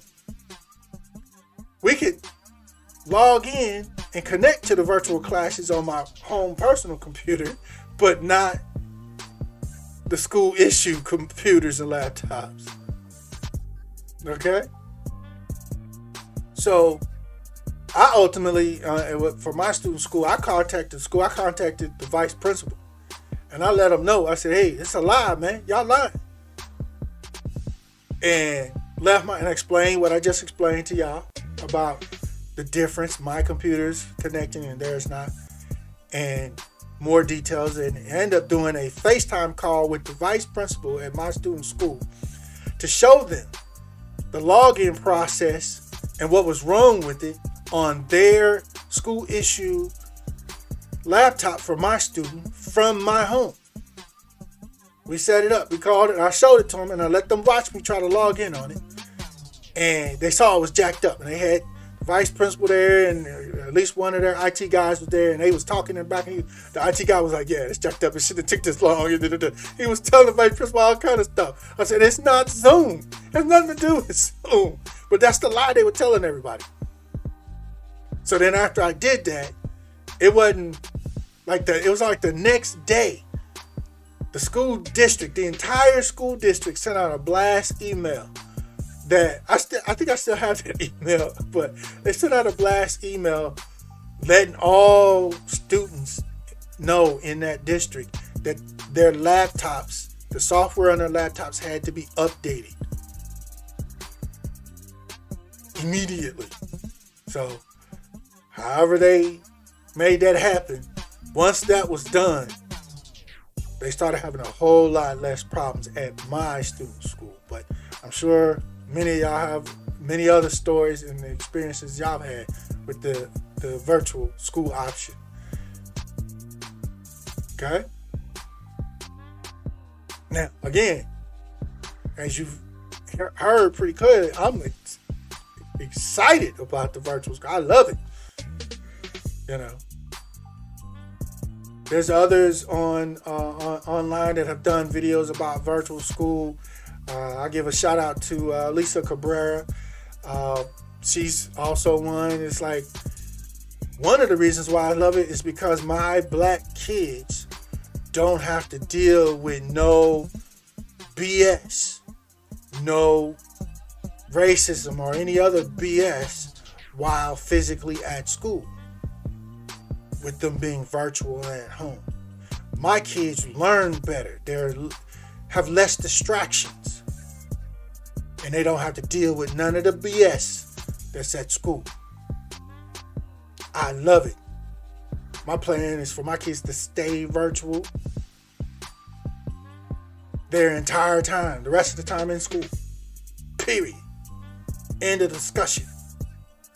Now, with that said, as y'all know, for many others, for a lot of y'all, many other people are mad about the virtual school option and schools going completely virtual, especially with no in-person class or in-person school. Because something I've said decades ago, schools are primarily nothing but free daycare for most people, especially single working parents. Schools are just free daycare so they can work.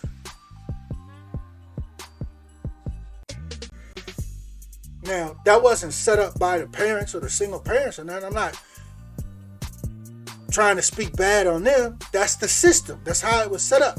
Because they wanted, if you really want to get deep into it, the government at a certain point, while most men were the ones that were out in the labor force and most moms and most ladies stayed home, they wanted more ladies to enter the workforce, into the labor force. Because the more workers you have, the more taxes that they can collect. But that's a conversation for another day. Don't get me on my soapbox.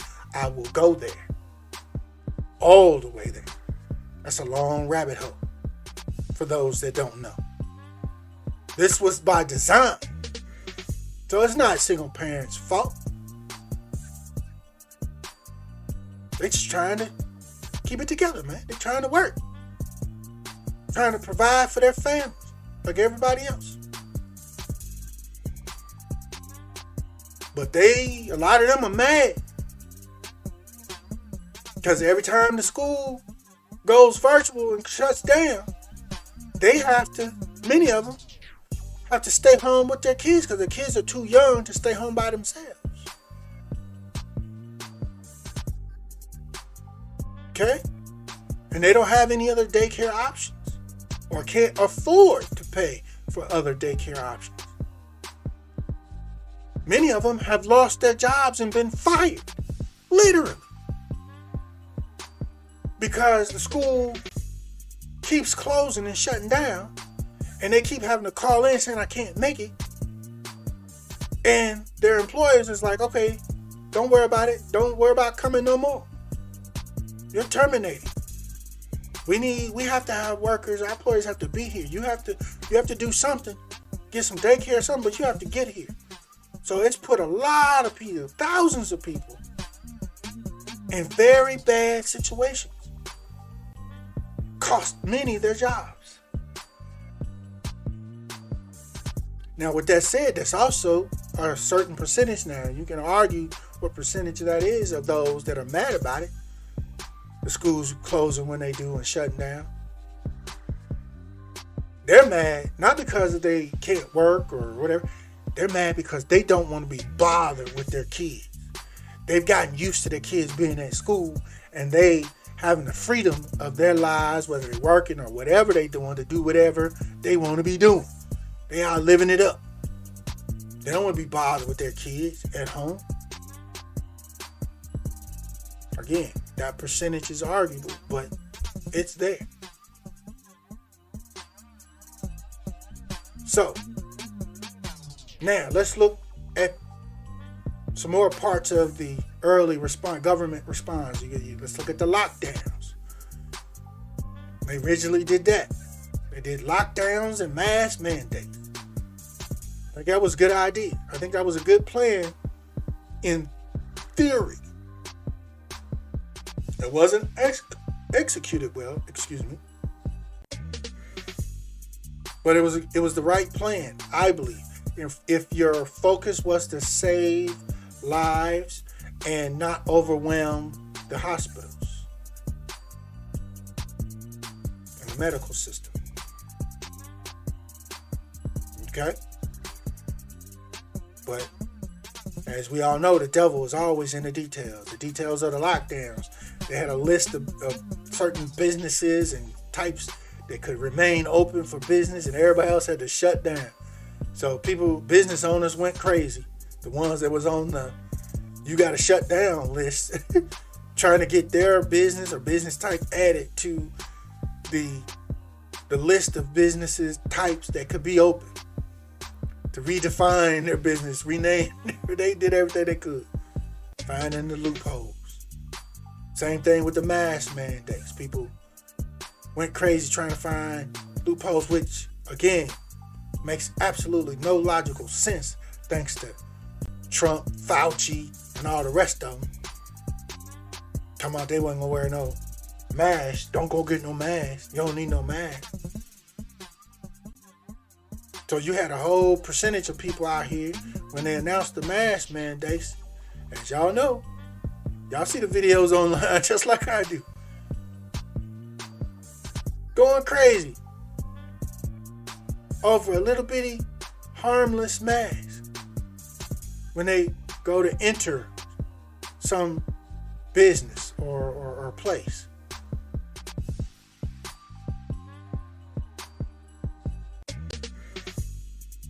Now, you if you don't know, there was plenty other countries that followed this same type of plan, the lockdowns and the mask mandate. Many of us do know. We were watching, we saw. Then you get to the point of early response from the government, of the government stimulus packages. Now, please make sure y'all hear me on this one. The stimulus money, the cash, they cut stimulus checks for the corporations and businesses first. Remember when Trump had all his little business buddies in that room with him standing? They all standing up talking.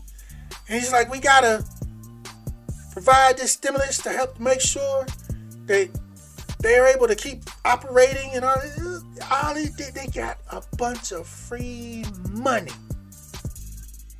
And they got it first. Tax dollars, our tax money given to them first. And for those that have been following, you know that whole system of the stimulus for the corporations, that was all abused. They would, oh my God.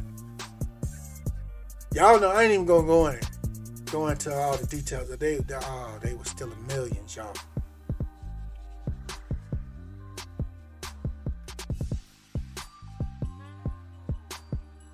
But then they took their sweet time about coming around to putting out stimulus checks for everybody else.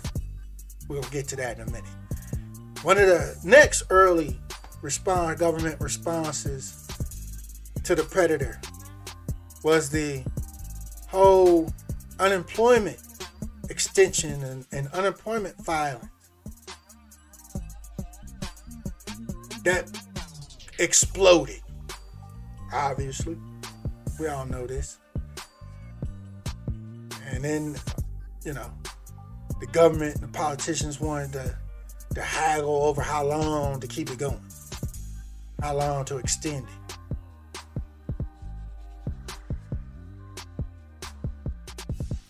Then at the same time, when they finally got around to the whole idea of potentially doing stimulus checks for all of us, for everybody else, man, that was like pulling teeth. It was the good old GOP, they ain't want to give the slaves nothing. They gave their peoples, they gave the slave masters money right off like day one. But of course they didn't want to give the slaves nothing. Nothing. And the Democrats ain't too much better. They only wanted to give the slaves a little bit. When there were other countries in the world that literally dang near replaced people's whole monthly incomes in stimulus until the lockdowns were lifted.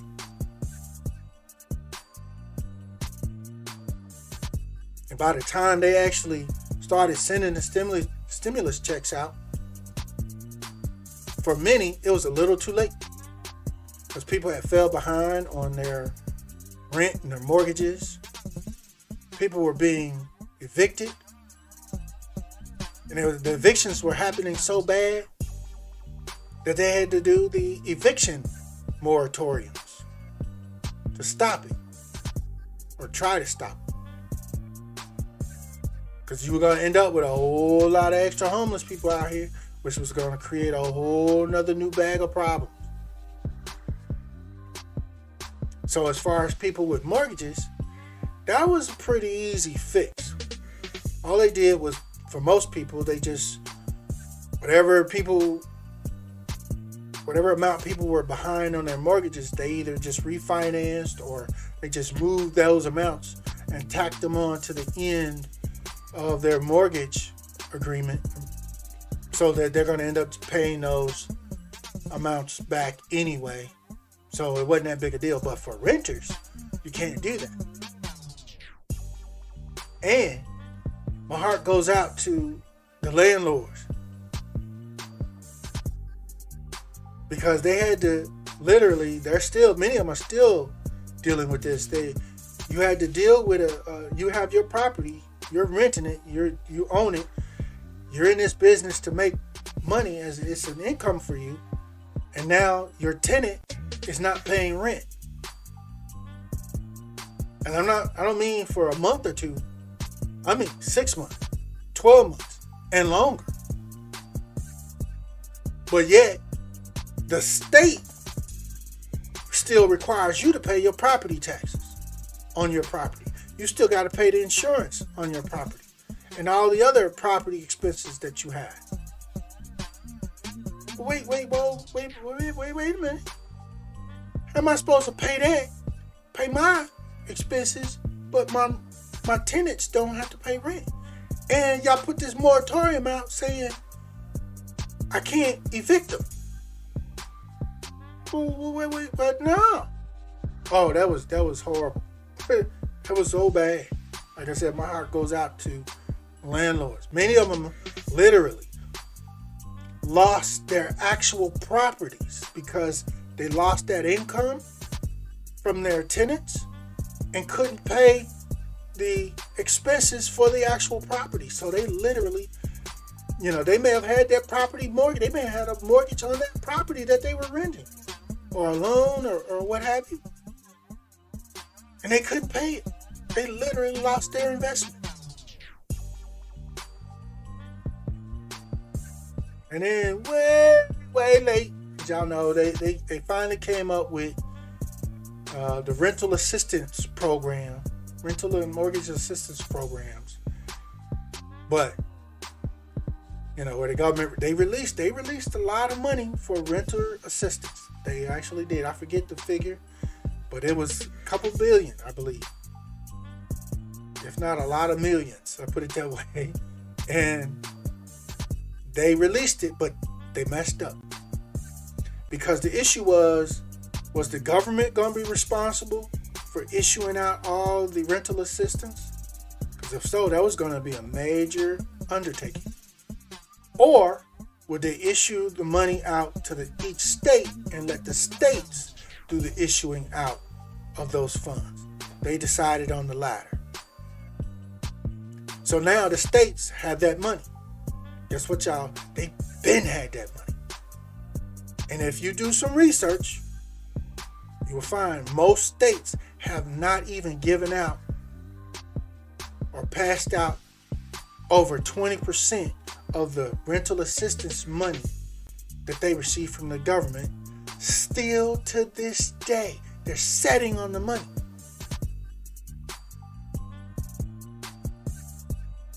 And you got to understand, they lifted the eviction memorandum. So people that are behind, they did that few weeks ago, maybe a couple months ago. They lifted that. So the people that are behind that qualify for the rental assistance, many of them are not getting it. Many of you all are not getting it. You gotta bust your butt and grind hard through each state's system and process to fight to try to get it. So you don't end up out on the street.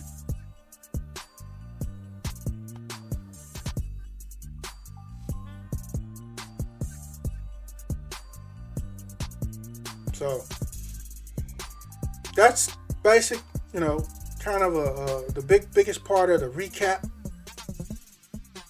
of the Predator and the ooh-wee.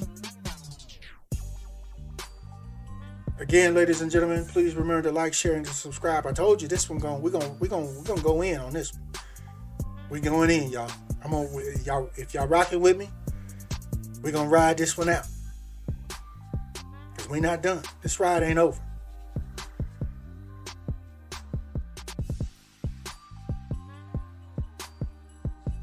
So at this time, ladies and gentlemen, we'll move into looking at the current government response. What's going on now? And please understand,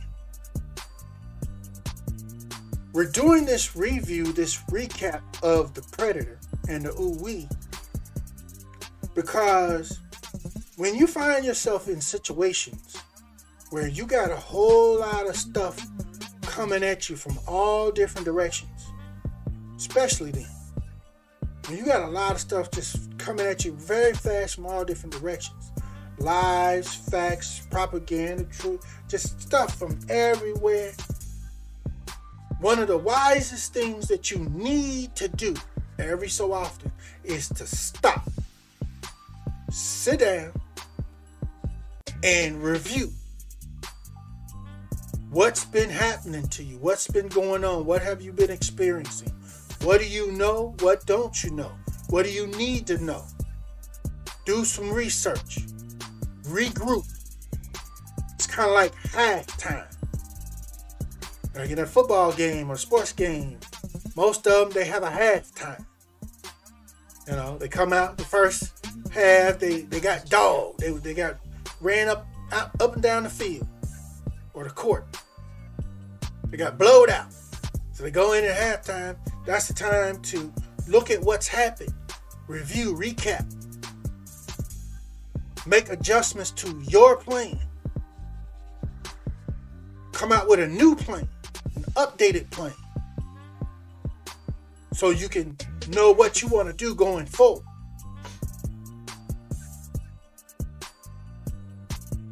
That's the whole purpose of this broadcast. That's what we're doing here.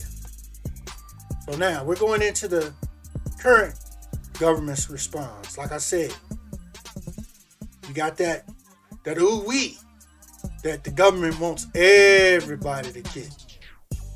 Okay? You got the ooh-wee.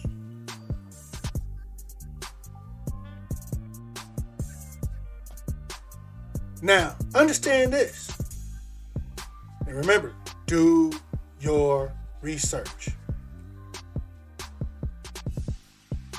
The ooh-wee, by the new definition, does not prevent anyone who gets it from getting the predator or spreading the predator. It does not.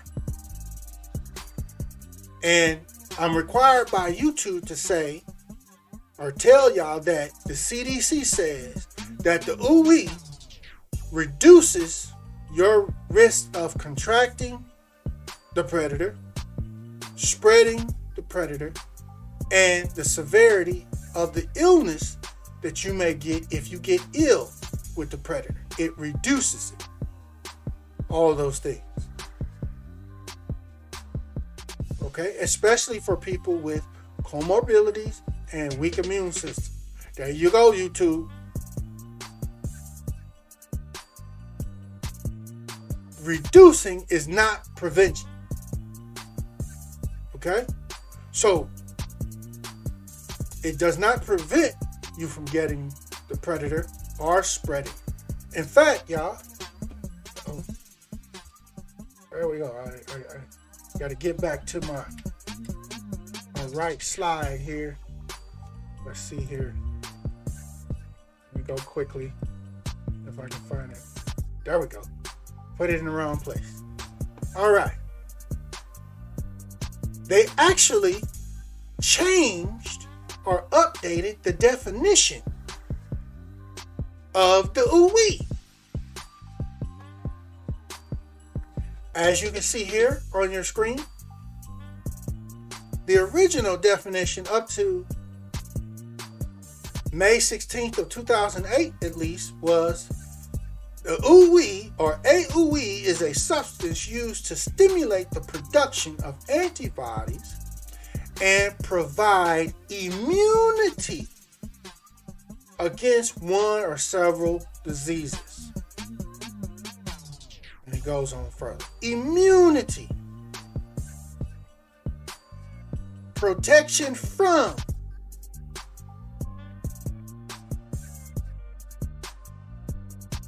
So most of, or many of the earlier ooh-wees, they literally did that. It's just that the ooh-wees have gotten worse and less effective, in my opinion, here at One Brother's Mind, over time. The one, especially a lot of the new versions of them. Yeah. But again, that's a whole nother topic and rabbit hole that I'm not going to go down right now. But that's the original definition. And then here recently, the CDC literally changed the definition to be and read, it is a preparation that is used to stimulate the body's immune response against diseases.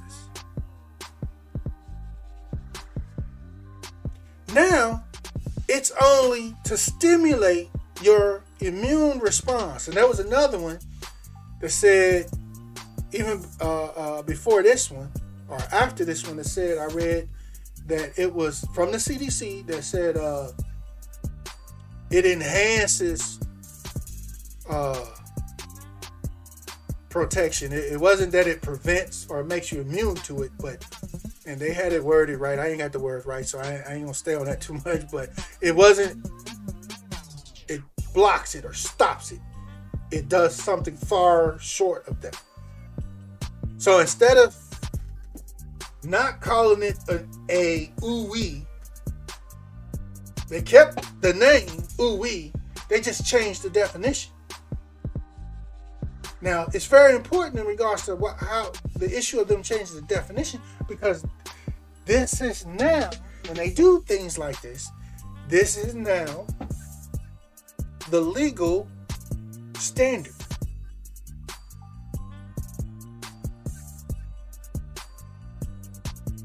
So, in other words, if somebody were to sue some medical person or what have you, company, in regards to the ooh-wees, if you could do that, but you can't really do that,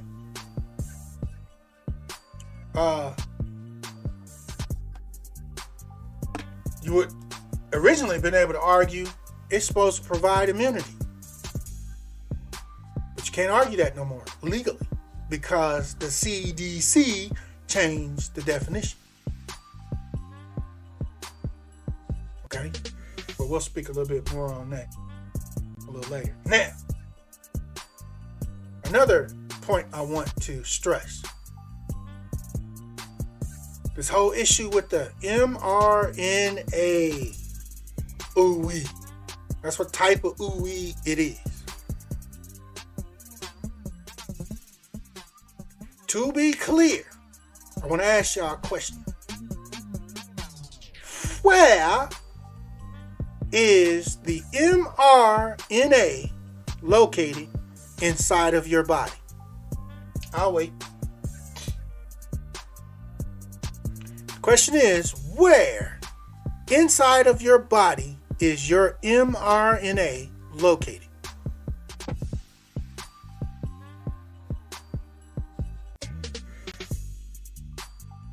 Okay, time's up.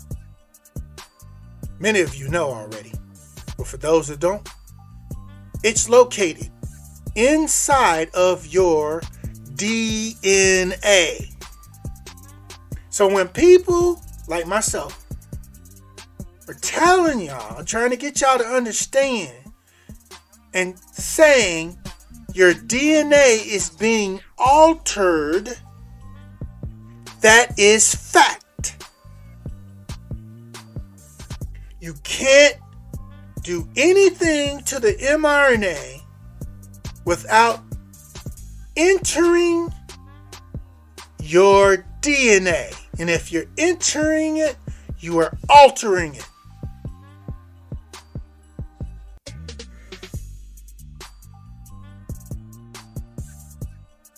Got it? Okay. Now that that's clear, I don't know how many people I had to just hard had to just literally they had to go. I said, go, ask me that question. Well, tell me, where is your mRNA located? Literally, I had to ask them that question. They were, well, it's separate. No. Go look it up. Pull it up right now. Tell me, where does it say your mRNA? Man, miss me with all that. Now that that's clear, understand this point.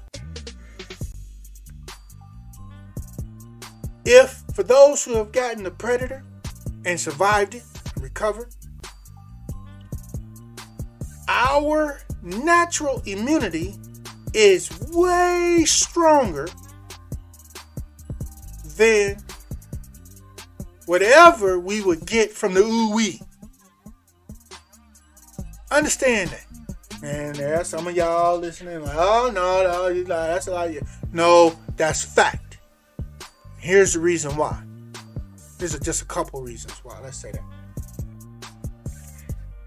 Because with our natural immunity and having recovered, our immune system, our natural immune system now recognizes the entire predator, not just the spike protein part of the predator. Okay. Let me do this. Y'all, a lot of y'all need receipts, so let me provide some receipts. Let me provide some receipts here. As you see, ladies and gentlemen, on your screen. Okay? I want to briefly go over the literal information from the CDC's website itself. Okay? I want to just highlight a few of the bits of information that it does actually provide real quick. Okay, all the stuff I was saying about the ooh-wee, what it does, where it goes, and we're gonna so focus on what's highlighted in yellow. Okay? It literally says how mRNA ooh-wees work. Okay? The mRNA ooh-wees, you can look this up yourself. You can see this from the CDC. The mRNA ooh-wees use mRNA created in a laboratory to teach our cells, I'm going to come back to that word, our cells, how to make a protein. And it's speaking specifically of the spike protein part. Okay? We go down a little further. The mRNA will enter the muscle cells. Is that word again? I'm going to come back to. And instruct the cells machinery to produce a harmless piece of what is called the spike protein. The spike protein is found on the surface of the ooey that causes the predator. Okay? Next, our cells display the spike protein piece of or on their surface. Once that happens, then our immune system recognizes that the protein does not belong there, and this triggers our immune system to produce antibodies. This is directly from the CDC website. Now, some of you are saying, okay, yeah, we got it. Okay, one of the first problems, there's multiple problems with this, but one of the first problems with this write-up is they're using the word cells. They start out with mRNA, and then they're using the word cells. And I got this literally from the page that says Understanding mRNA COVID Predator ooeys. Let's say that. All right. So it's not, to say cells is a generic or general term for what's actually what it should be saying. It should be saying, let me read this first. The mRNA ooeys use mRNA created in a laboratory to teach our mRNA, our natural mRNA, instead of cells, to make a protein. That's what it should. That's somewhat what it should read. But it's the CDC. They're going to write it the way they want to write it, y'all. And, in my opinion, they should provide the exact information as far as where, like I said, my question, where is our mRNA located in our bodies? That should be there. Because again, we're supposed to be accepting the ooeys based on informed consent.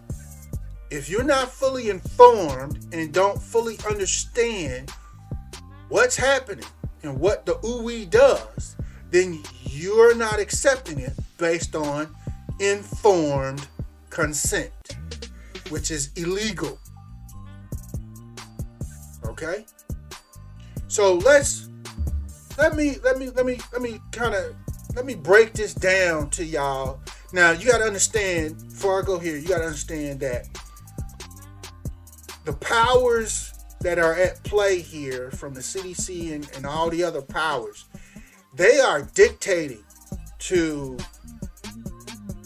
mainstream media and other media sources as to how to word and describe and communicate what the ooey is doing.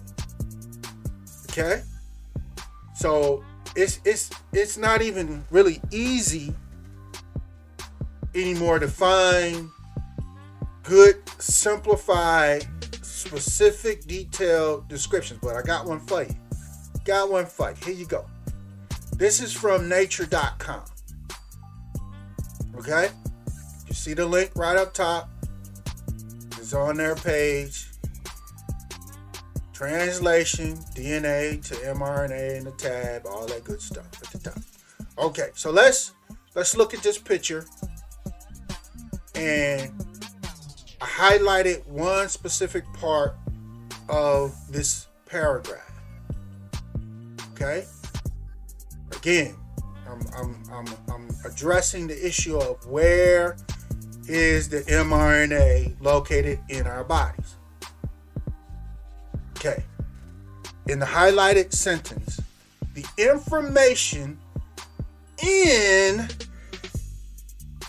DNA is transferred to messenger RNA molecule is transferred to the mRNA molecule by way of a process called transcription. That's like copying. Okay? That transcription is like copying. But as it shows here from the image, the mRNA that's natural is the pink part here in the top of the illustration. Okay, and then you have it where it's covered with the green part and all that. So, but again, notice the outside frame of this illustration where this little green globule is, the outside frame and all the gray part is your DNA strand. So the mRNA, that pink part, is shown on the inside of your DNA because that's where it comes from. Okay? And then the stuff that's in the ooey triggers, or whatever word you want to fill in the blank with, it triggers your mRNA from inside your DNA to then produce basically the spike protein. Okay? Without going inside your DNA to get to your mRNA, that doesn't happen. Are we clear? Can we move past this problem? I say so. So let's be clear of what is happening when you take the ooey. Okay? And again, as I mentioned before, because the ooey only is generating the actual spike protein with our mRNA, that's all it's generating, is just the spike part. Our natural immunity, as long as we've recovered from the predator fully, our natural immunity recognizes the whole predator, not just the specific spike protein part. Okay?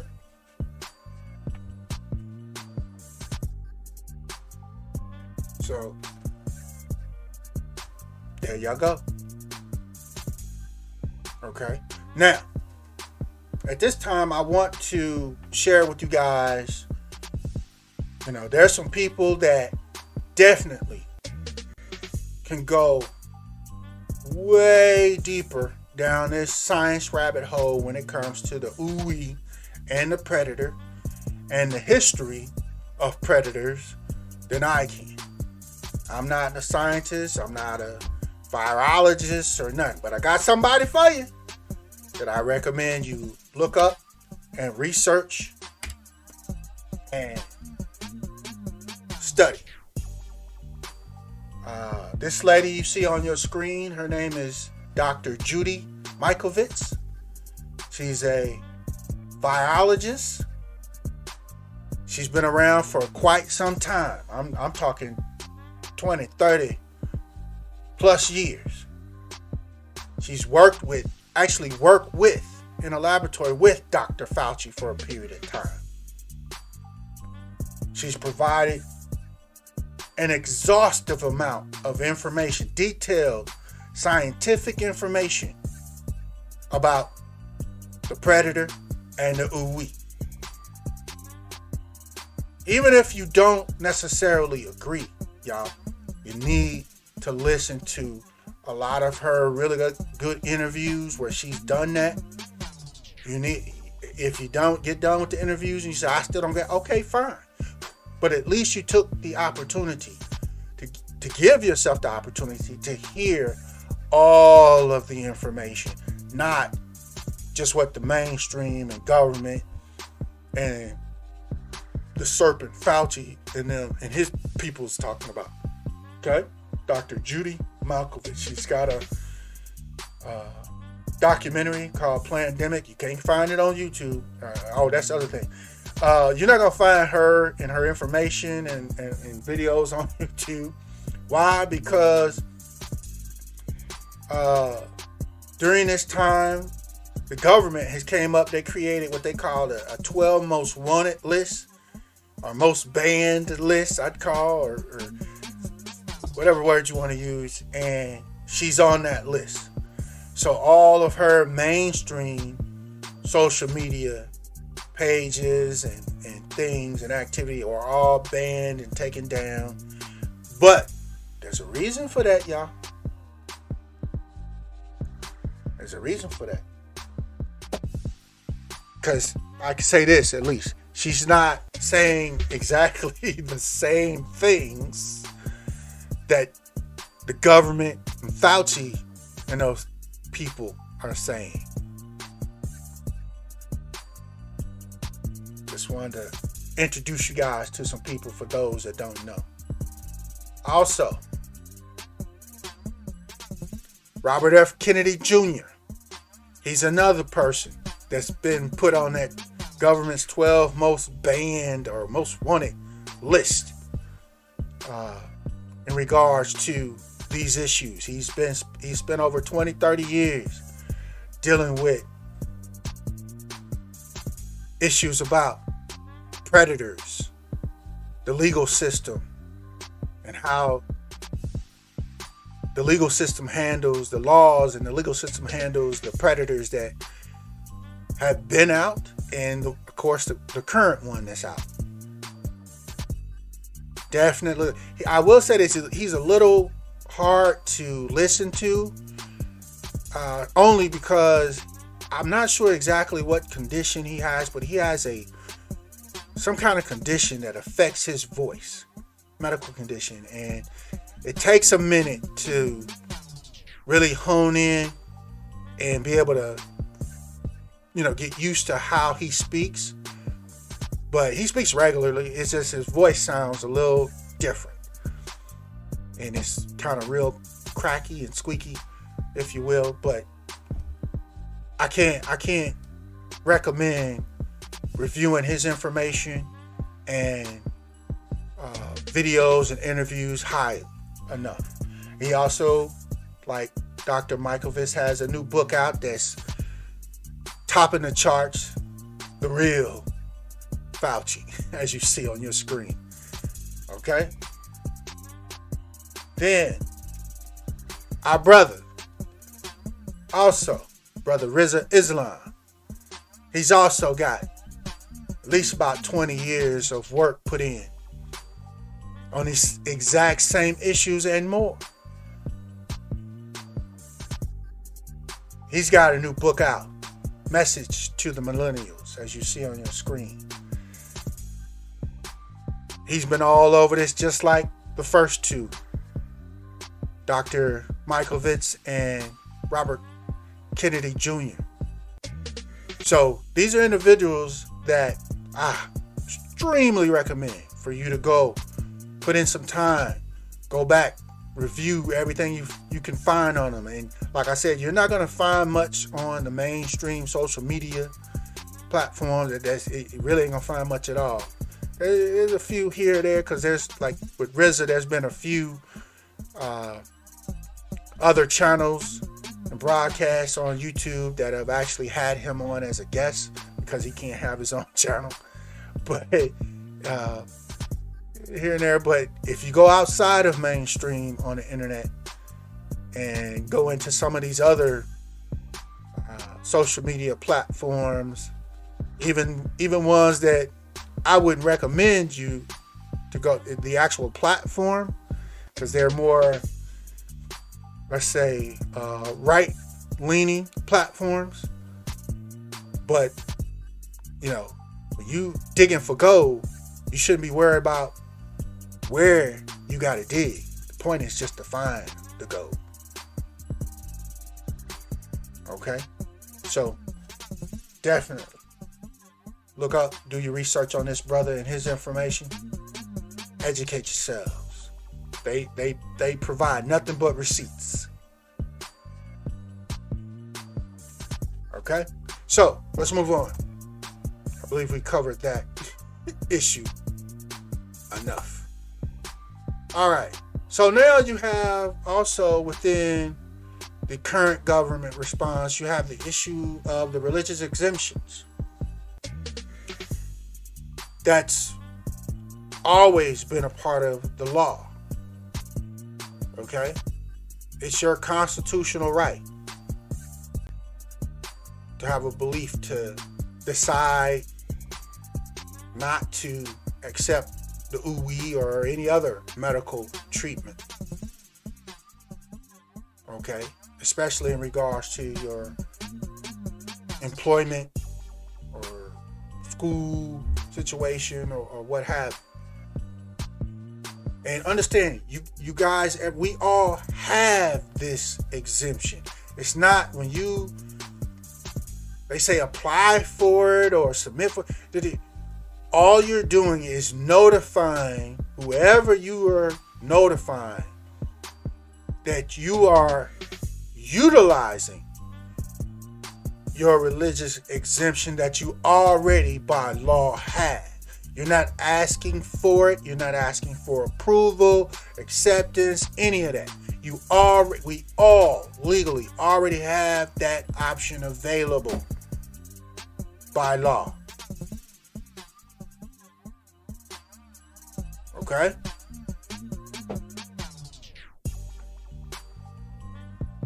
That's a big issue right now. So big that, as y'all know, or at least many of y'all know, it's finally made its way to the Supreme Court.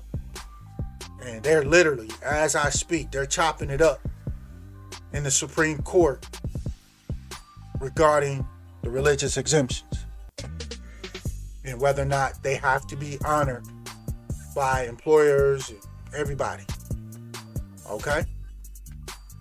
So, I'll get into that a little bit more as far as what I expect or what I think will be the outcomes of that here as we move on further. But the point I wanted to stress here was that you already have it. We all do. It's the law. Okay? You're not asking for it. Something that you already have. It's not how it works. Now, your employers and other places, many of them have chosen to not honor those, and there's going to be fallout from that, one way or the other, depending on the decisions from the Supreme Court. Okay? All right. Another part of the current responses to the predator is the whole treatment plan for the predator that the hospitals are using. Slowly but surely, they have been improving their treatment plans. They basically, like I said, they've made it up as they go. Making it up on the fly, which is, again, why I told people, everybody I could, stay away from hospitals at the beginning of this. And the only way to really do that is to stay away from the predator. Wait it out and let some time go by, and eventually the doctors and everything, they'll slowly figure out and then make improvements on their treatment plans of how to handle it. One of them, they've stopped putting every patient on a ventilator immediately. That has stopped, thank God. Only the patients that actually really need the ventilators, they're utilizing that plan. Everybody else, they're making improvements. Now, you have to know this. The treatment plans that hospitals are using vary depending on which hospital you go to. So, any of y'all, if you get to a point where you got to go, again, it's best to do your research on the treatments plans and what's available in your area now while you good. Make notes. Make a plan. So if and when, God forbid, the predator gets you and gets you real bad, and you got to go to one of these hospitals, you have a plan of which one you want to go to. You're not stuck in a panic with no information, just going wherever you can. Okay? But I also know the hospitals have limits to their treatment plans. As I mentioned earlier, there's certain treatments, the ivory thing and the monoclonal thing, that a lot of hospitals are not using still to this day. Okay? And I as a reminder, a lot of them are not using it because they're getting those directions from big pharma and the insurance industries and whatnot. They're being told what they can use and what they can't use, basically. And the reason why that's happening because some of those, I'm not going to keep saying those names of those other treatments that are out there, just hard to find. But the big pharma companies, they can't really make a lot of money off those other treatments, like that Nobel Prize winning medication that they made up that whole lie story about. Talking about it was horse dewormer. And just real quick on that. Most of y'all have taken penicillin in your lifetime, at least once in your lifetime. You ain't have no problem with that. Worked great. Hopefully did exactly what it needed to do. Guess what, y'all? Penicillin is also, after it was proven to work good on humans, it also started to be used on animals too. So does that make penicillin an animal antibiotic? No. Anyway, I just had to throw that in there. So do your research on your treatment plans and treatments that are available in your area. Make a plan. Have a plan. If you are connected to in a good way with any doctors or nurses in your area, especially B1 doctors and nurses, contact them while you're still good. Talk to them. Ask them questions. Get more information. You know, do I need to come to, how's this hospital, how's your hospital handling this? What kind of treatment plan? You know, get it from inside sources if you can. Do this work now so you don't get in a panic and just get thrown into the blender at some hospital and you don't know what they're going to do to you. Okay? Also know, different states offer different treatments in their hospitals. So you may be in your state, the treatments is A and B treatment plans, but in a state next to you, the treatment plans is treatment C and D.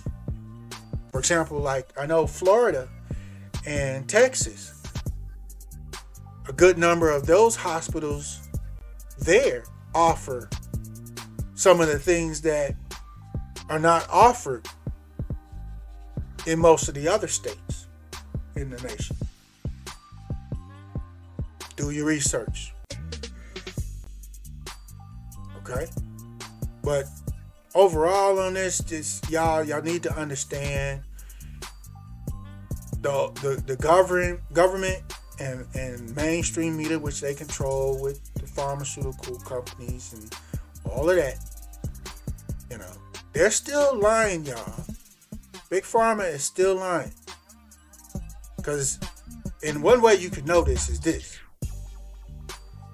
You watch one mainstream report, and if y'all remember here, maybe about over the last couple of months, when the Oh My Crayon version of the Predator, started doing its damage around the world and began to come here. They were still saying that it actually was a milder Predator, a milder version, meaning it caused less illness, right? Okay, fine. That's that. You heard that everywhere, mainstream media. But then at the same time, you started hearing the same mainstream media sources talking about and reporting the hospitals are filling up again. The hospitals, wait, hold up now. Well, explain. I need some explaining. How, if it's a milder Predator, how can it be causing the hospitals to be filling up so bad to where it's a crisis on the healthcare system again? Now, yes, they're saying that, the hospitals are filling up, but supposedly, less people are dying from this new version of the Predator. That would be their pushback on that. And I really hope that's true, because we done lost too many. We're losing too many. I pray that's true. The only people that know are the people that work there, those doctors and nurses, and the patients. Those are the only people that know the truth on that. Also, y'all, for those that don't know, I recently, if you go to One Brother's Mind and go into where the videos are on the channel, I did a report out of Australia, where, speaking of the ooh-wee, Australia finally the government has agreed to start paying people ooh-wee damages for those that have been damaged by the ooh-wee. They've agreed to start paying people up to $600,000. Yeah, you heard it right. $600,000. Up to. And from my understanding of the report, the only trigger, or the trigger to access these damages payouts from the government, is you had to have spent at least one night in the hospital. Okay, that's cool. But there's a lot of people that have had damages there's been damages or had side effects, major side effects from the ooh-wee. They went to the hospital. They may have spent all day or most of the day in the hospital and then were sent home. So what's up with those people? And those people, have been dealing with those side effects from the ooh-wee for days, weeks and weeks and weeks and weeks. But basically their life has been shut down. What about those people that have had those damaging side effects? Then in addition, talking about other countries, I don't know if some of y'all remember, some countries, certain ooh-wees were banned. Like, I want to say a while back, a few months back, Russia banned, I think, the Moderna ooh-wee. It was either Moderna or the Johnson & Johnson, one of them. Y'all can do your research and confirm that, but unless they wiped that from the internet too. But they banned it. I remember I was talking to someone right around that time about the ooh-wee, and doing my best to make sure that they were, trying to be fully informed, because they were heavily leaning and planning on getting the ooh-wee. I was like, okay, like I said, whatever your choice and decision is, hey, that's fine with me. You gotta do what you got to do. Do what you can do. But there's gonna be consequences either way. So after having that conversation with that person, it wasn't a good, probably maybe a month later, and the announcement came out and was reported that Russia banned the actual ooh-wee because of the horrible side effects that it was causing with a lot of people, with too many people. And it was the ooh-wee that person had got. All of a sudden, that person hit me back up like, wait, what? What are they talking about? I'm like, oh my God. It was like, I gotta go. I can't right now. I'm sorry, I can't. Look up the report. All I could tell that person was do your research. But they were stuck because they felt stuck because they had recently just got the ooh-wee. They were stuck. I mean, they was like, wait. It was doing the Florida Evans. Damn. That's how they felt. I'm like, there's nothing I can say, really. There's nothing I can really say. So, understand what's going on. That's why being fully informed is the most important thing you can do, and it's also why I'm doing this recap, this long ride. Because a lot of times you can't. I mean, you may be in the forest. It's that old saying. You're in the forest. You can't see the forest for the trees. So you need to pull back up.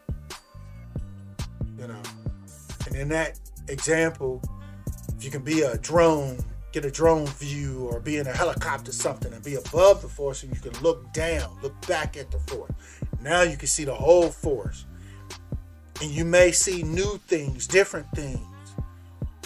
See some things that you need to make some adjustments with, or change your approach or view or plans on how you're going to deal with. That's the whole purpose of this recap and review. We're looking at the forest view. Now, understand also, with the current government approach, if y'all been paying attention, some of y'all have, you see the numbers are going crazy again. Actually, in many places, they're worse as far as case numbers than they've ever been since the beginning. But there's no lockdowns. There's no mask mandates. There's a reason for that. And one of the reasons for that, let's say that, is remember back when they did do the lockdowns and the mask mandates, the mindset from that was to save lives and prevent people from getting the predator and dying. This time, I'll put it this way, when they did that, the corporations and businesses went insane. The slave masters, they lost their everlasting minds. You can't do that. You can't shut out business, even medium and small business. Everybody was, I gotta make money. This is my income. This is how I make my living. My business. You can't. Who are you to tell me I have to close my doors and whether and I really felt sorry for the small, medium businesses that went through that. Because yeah, they're right. As far as this is how they make their money. But that approach was done in the mindset of saving lives and preventing and reducing the spread. Preventing illness and death. Okay? But you notice this time, they're not doing it. Because this time they're following and submitting to big corp and the businesses approach. And that is No lockdowns, no mask mandates. Just keep everything running, keep it popping, and whatever happens to the people, to the slaves. We ain't tripping off that, but we got to get our money. We got to get our paper. But if y'all paying attention, you notice that's not really working out good. Why? Many reasons. One, you got them on mainstream media every day crying. Employee, we got no staff. We need help, y'all. We hiring, nobody's coming. We did a hiring fair, nobody showed up. Where they at? We need help. We can't stay open if we don't have no staff. Or staff. Where they at? The staff we got, most of all of them done called in sick. We gotta close.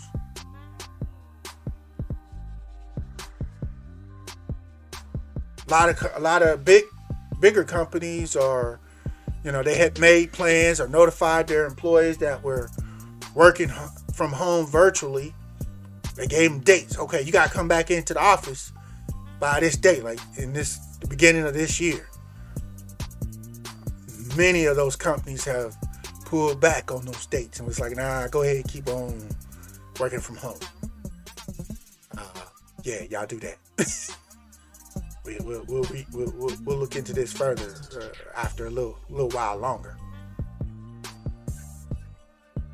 But a lot of the companies and the medium and smaller businesses that actually have to have physical staff on location working, they going through it.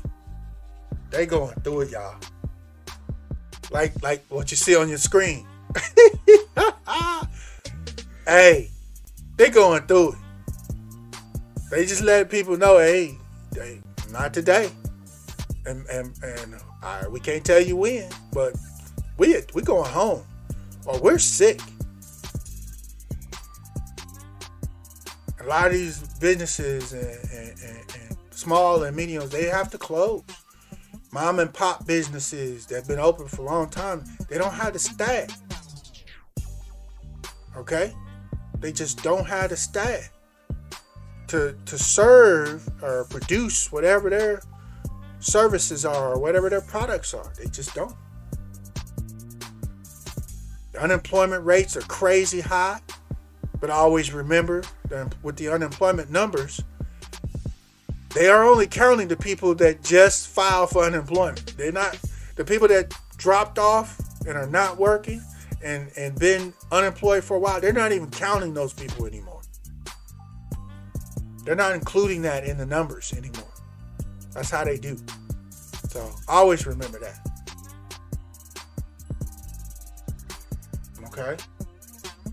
Now, let's look at some of the additional effects on the economy with the predator from all of this. Early on, employers were telling their staff, you better come to work or you're going to be terminated. You have to come to work. You better be here tomorrow or you're terminated. So they had all the staff, seemingly, at least they thought, they had them by the short hairs. Right? People are scared of losing their job. And because of that, many employees caught the caught the predator. Many of them got sick and died. So then the rest of the staff was looking around. Now here's another point that the mainstream media wasn't reporting. Most employers were not informing their staff when they discovered or found or an employee reported that they had the predator. They were just receiving those reports from those employees and keeping that information to themselves. Even though some of the other staff that were still coming to work had been in close proximity to the staff member that has called in and told and reported Hey, I got the predator, y'all. I'm sick. I can't come in. Let that sink in. By doing that, in my opinion, many employers actually contributed to the deaths of many of their employees and staff. Because think about it, if you work, I don't care where you work, you could work in a big plant, warehouse, an office, or whatever, you coming to work every day with this going on.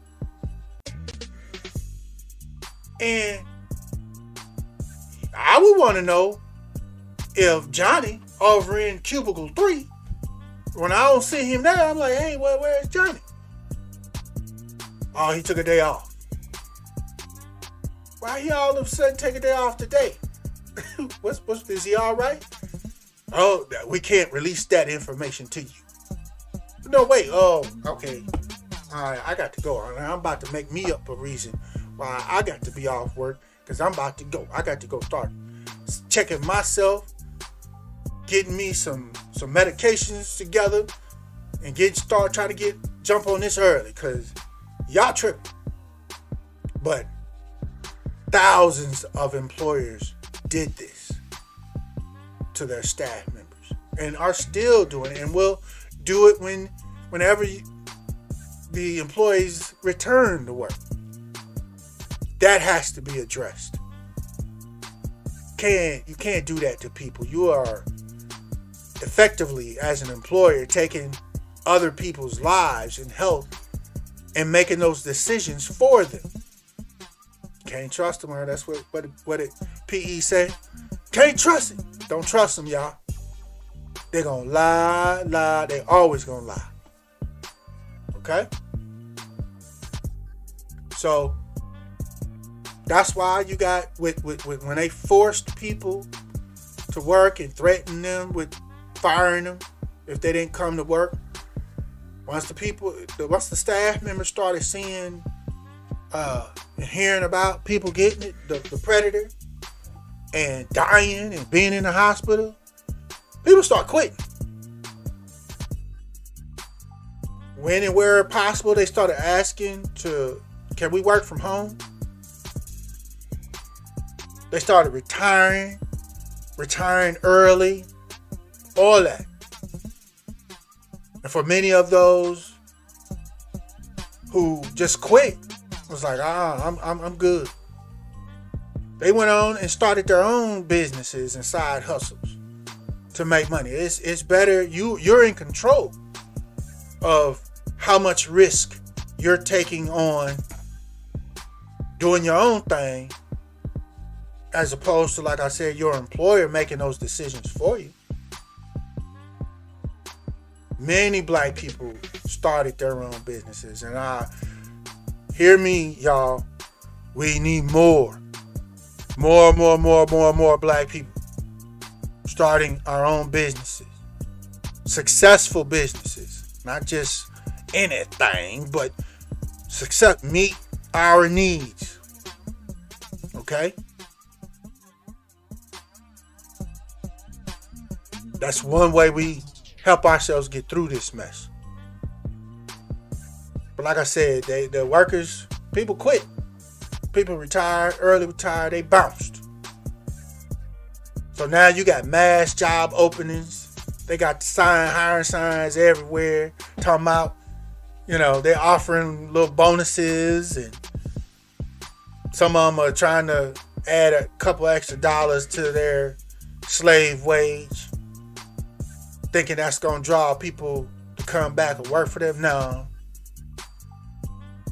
Especially not people that were able to come up with their own side hustles and start their own businesses. No, that's not happening. So they stuck. That's why you see a lot of smaller and medium businesses, they're cutting their hours, like I said, or they just flat out closing. Or they're only open on the weekends. All kind of stuff, trying to survive.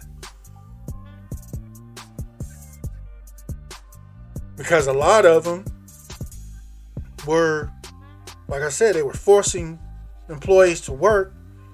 Not only that, But even worse, and this is another part that I haven't heard nobody talking about, nobody reporting about. One of the other main reasons why they were quitting, a lot of people were quitting these jobs, is because with the staff that you had, they were overworking them, burning them out. And here's the piece. They were forcing mandatory overtime. Now, some of y'all know where I'm going with this. But for the rest of y'all that don't know, mandatory overtime is legal. Yep, you heard it right. It is legal in America. So your employer can tell you when your shift is over, well, I need you to stay on. You go, well, some more. For how long? I'll let you know. Just don't leave. Mandatory overtime right now. You're like, wait, hold up, bro. I got stuff to do. I gotta go. Like, no, you can't go. It's mandatory overtime. I announced to y'all, the other day there was mandatory overtime, so you can't go. And if you leave, you're terminated. So what you think a lot of people did? Man, I'm out. You tripping. But it's legal. They can fire you if you refuse to work mandatory overtime. And there's no specific detailed guidelines as to how much they can force you to work with. None of that. It's just unlimited. That's why you got people working 70, 80 hours a week or more in some of these places.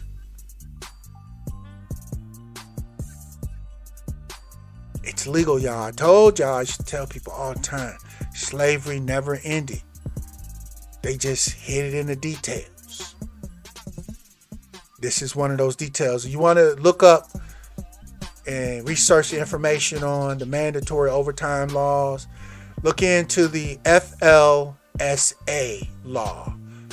I think it's the Federal Labor Safety Act, something like that. FLSA laws. Okay? So now let's look into what's happening with all these staff shortages. Let's start with the hospitals. Okay? A lot of the hospitals, they're short on staff. First off, the nurses, there was a nurse shortage before the predator came on the scene. Right? But the hospitals and whatnot were still able to function. But now, because of the predator, you got hospital staff that are calling off sick. You got staff that have retired, early retirements. Okay? So hospitals are closing departments, delaying all non-emergency surgeries and things of that nature due to these staff shortages. But there's also another element that is contributing in a big way that's not being reported. At least I haven't heard it reported anywhere. Do y'all remember back when the predator first really hit, like in New York and some of the other East Coast places? Those hospital systems in New York, was all over mainstream, begging for nurses and staff because they didn't have enough to handle the surge. Y'all remember that? Okay.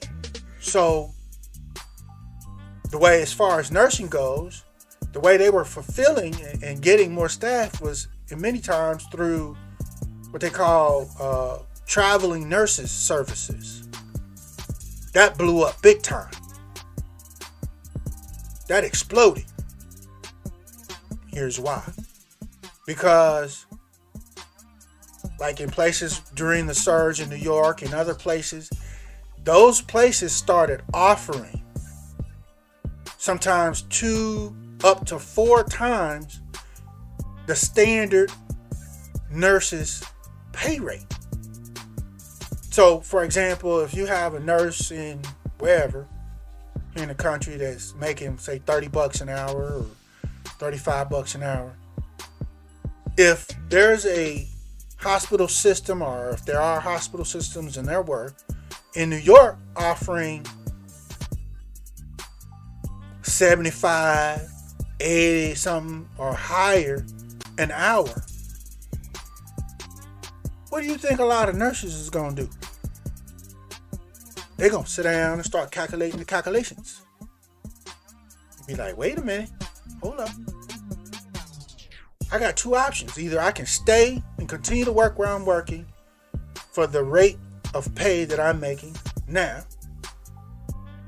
or if I can find a way to go sign up with one of these traveling nursing agencies, I can go and accept assignments literally in New York or in any place else that is surging, that's paying much higher wages for nurses, and go make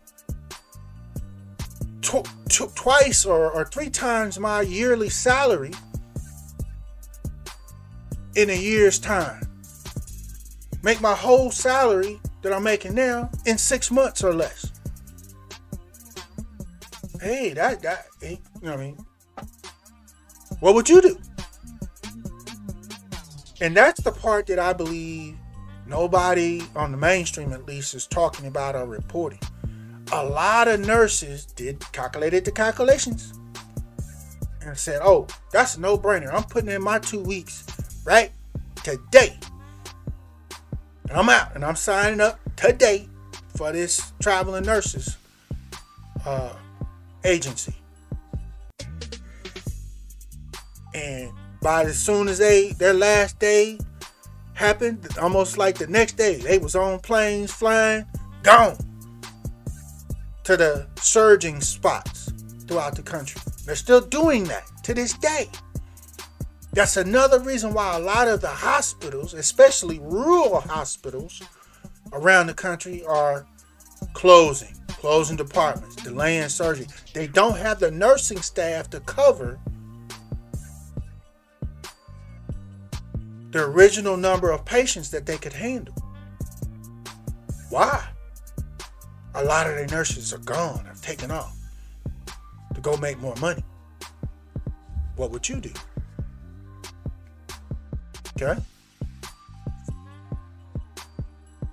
Like I said, looking at the economy here and the effects, as I mentioned before, government stimulus, they gave the stimulus to the corpse immediately, fast, right away. Bam! Here y'all go. While people working, come out essential workers and dying, the essential workers is getting the predator and dying, or being hospitalized, jacked up. Then you got the whole unemployment issue and how much it was extended and all that happened.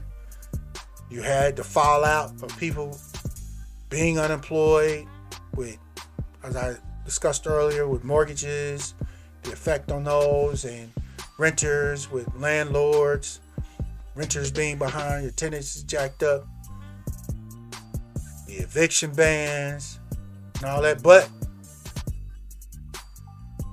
here was it. This probably wasn't a good 2 or 3 months ago. They lifted all the eviction bans, y'all. Don't miss that.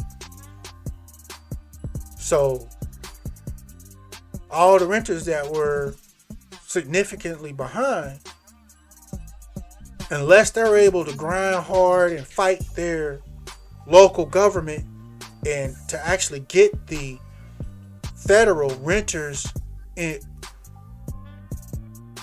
stimulus money, the money that they set up specifically for renters who got way behind on their rent, unless they're able to fight, and they literally have to fight, y'all. I mean, I ain't throwing fists, but they ain't making, the states are not making that easy. There's a reason for that. Could it be they want to keep that money for themselves? But anyway, they have to fight to get it. And for the people, for the renters that haven't been able to get it, they getting evicted. They've been getting evicted, y'all. I dare any of you to go do your research and look up the percentages of, for every state in the country, how much of that federal rental assistance aid each state has actually already issued. I guarantee you, most of them are less than 50% of it. In fact, most of them are less than 30% of the federal money that they've actually already had. Less than 30% that has been issued from most states, if not all.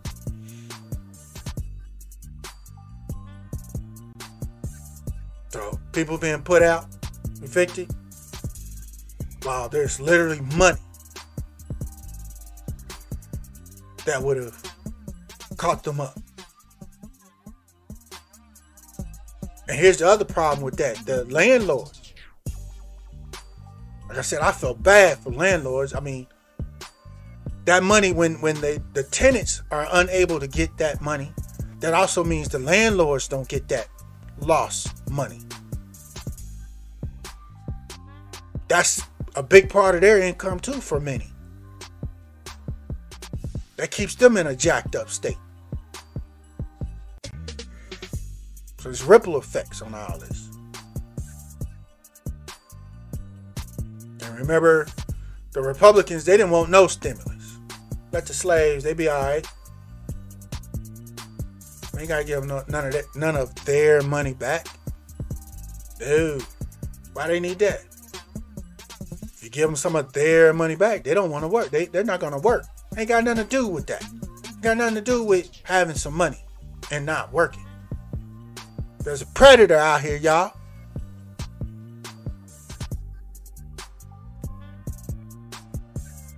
So now, at this point, currently, most workers that have left, quit their jobs and stuff, they've gotten used to making their own way, their own money. And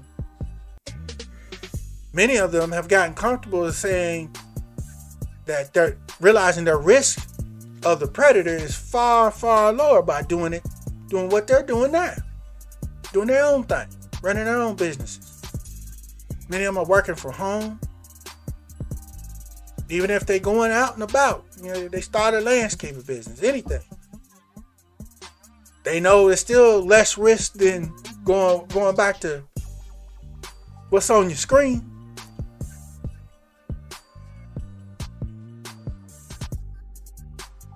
So because of that, y'all, here's a new thing that just started January 1st this year, 2022. They came out with the new laws on the digital payment systems. Your PayPals, your Cash Apps, and all of the others. That started January 1st, y'all, for y'all that ain't paying attention. If you don't know, you got to do your research on this immediately. It's my understanding that all transactions from any of these digital payment money handling systems, Cash App, PayPals, and all the rest, any transactions totaling over $600 per year are now required by law to be reported to the IRS so that they can be taxed.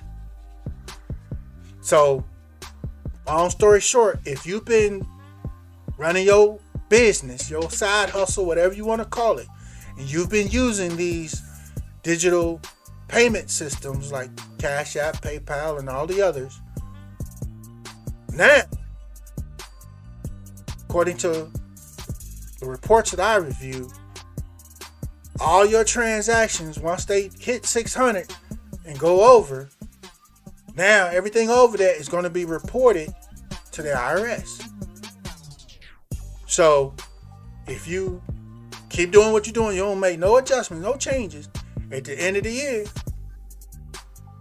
If you've been moving real weight on these cash apps and PayPal's, if you've been moving real weight, they're gonna send you another tax bill for that money that you done been moving.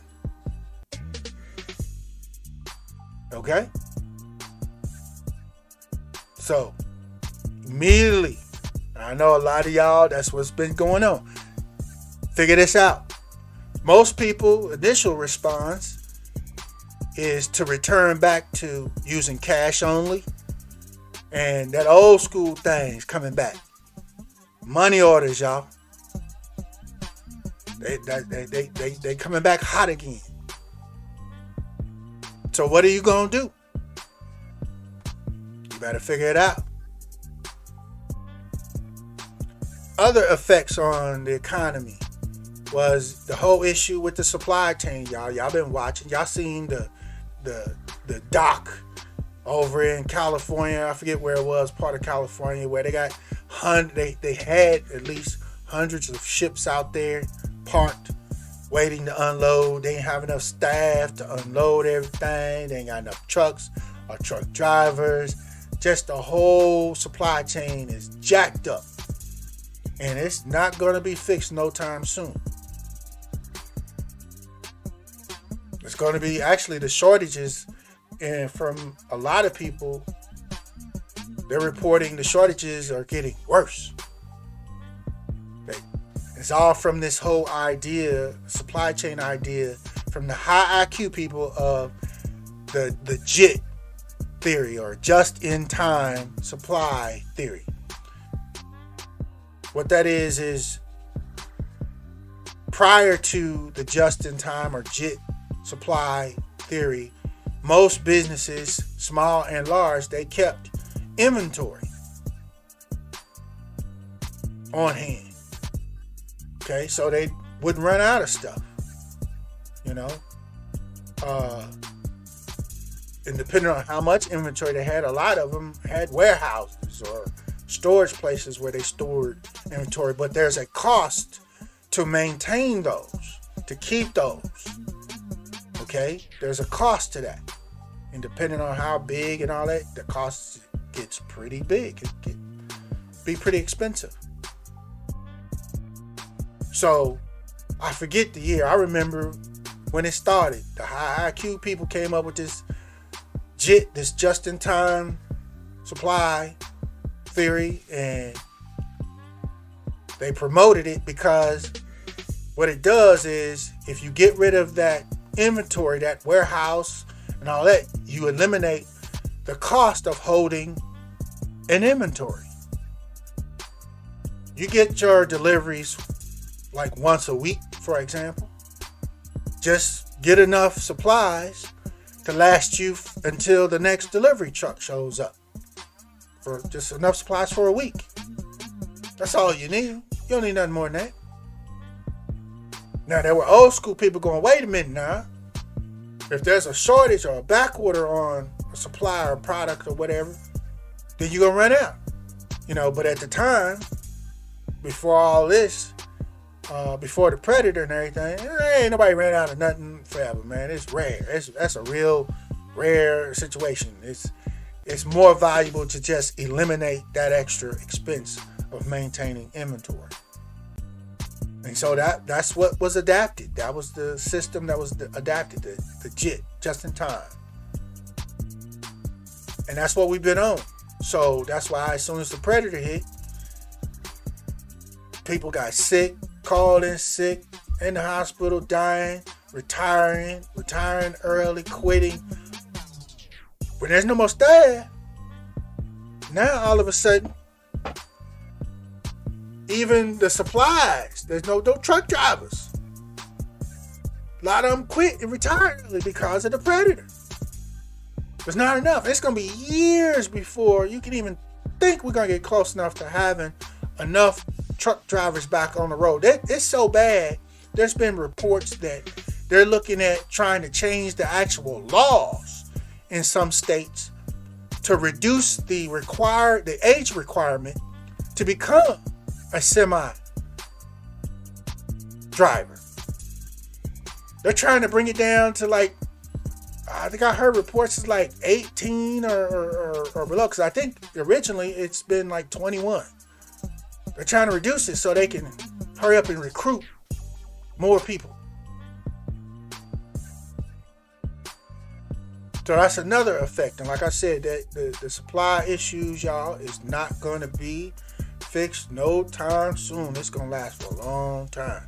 I'm talking years. So y'all better be, if y'all hadn't already, y'all better be stocking up on things and preparing yourself. And, you know, you're supposed to try to get to the point where you got at least like 6 months of supplies at your home backed up, stocked up. Because more and more often you're going to try to go to the grocery store or whatever. They're not going to have what you're looking for.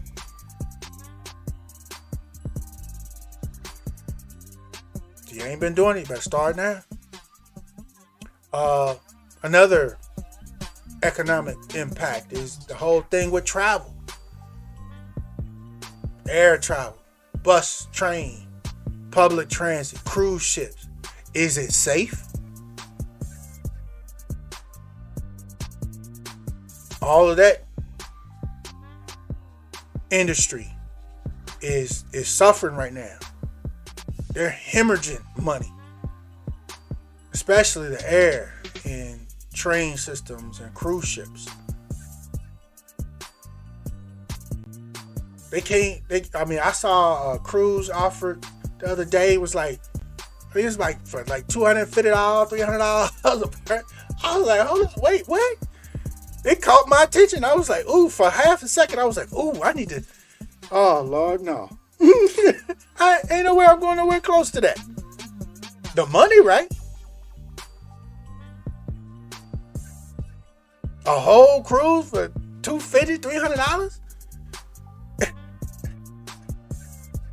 But if you've been paying attention and doing your research, they got cruise ships right now locked up on bodies of water, stuck between different land masses and countries.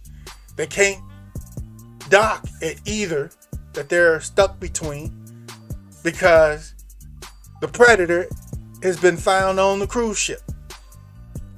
And the people that was, y'all fill in the blank. I don't want to insult nobody, but use whatever word you want to use. The people that decided to take advantage of those cheap cruise prices, they out there stuck now. They all social media crying. They can't come home.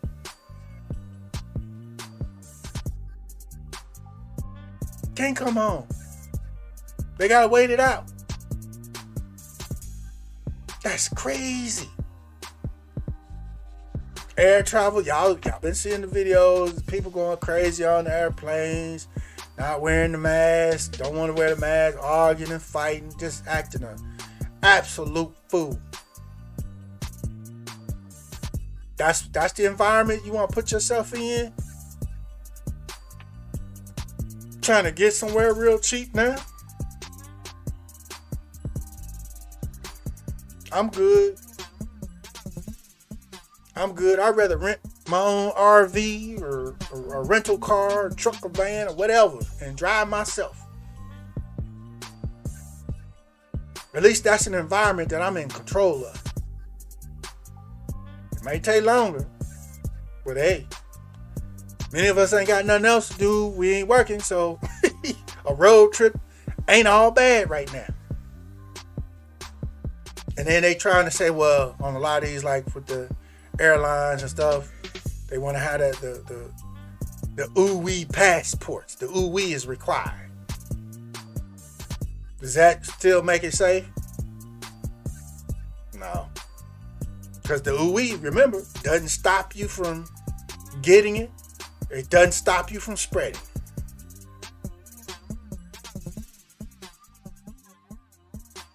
Again, ladies and gentlemen, remember to smash the likes,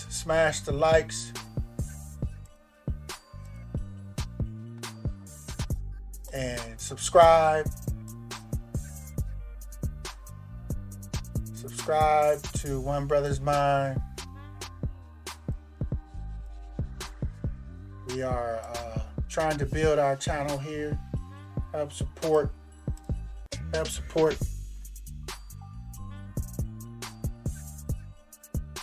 So let's continue. Let's look into another aspect of the predator. Let's look into, just briefly, the spiritual and psychological effects that we all have been experiencing. Okay? And if you've been paying attention, one of the effects that's been happening to some people is they've taken on a mindset of they're going to do whatever they're going to do. They're not going to let nothing. They're not going to change nothing. They're going to keep living their life. They don't care about the predator. Ain't nothing going to stop them from doing whatever they want to do because they going to do what they're going to do. And though there's a deadly predator out here, that's their whole approach, their whole mindset. It's a part of the, my will or man's will is higher and greater than God or anything.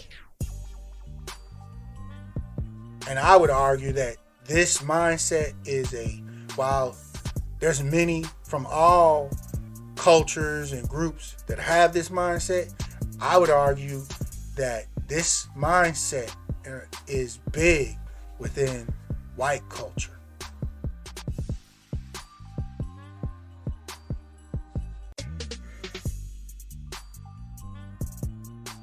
So, I call it the Pharaoh. Pharaoh, for those biblical readers, the Bible readers out there, that's the Pharaoh mind. That's what I call it. I'm going to do whatever I want to do. Ain't nothing stopping me. But know this, and be clear on this. I want y'all to hear me clearly. There is nothing that the government or a man around the world,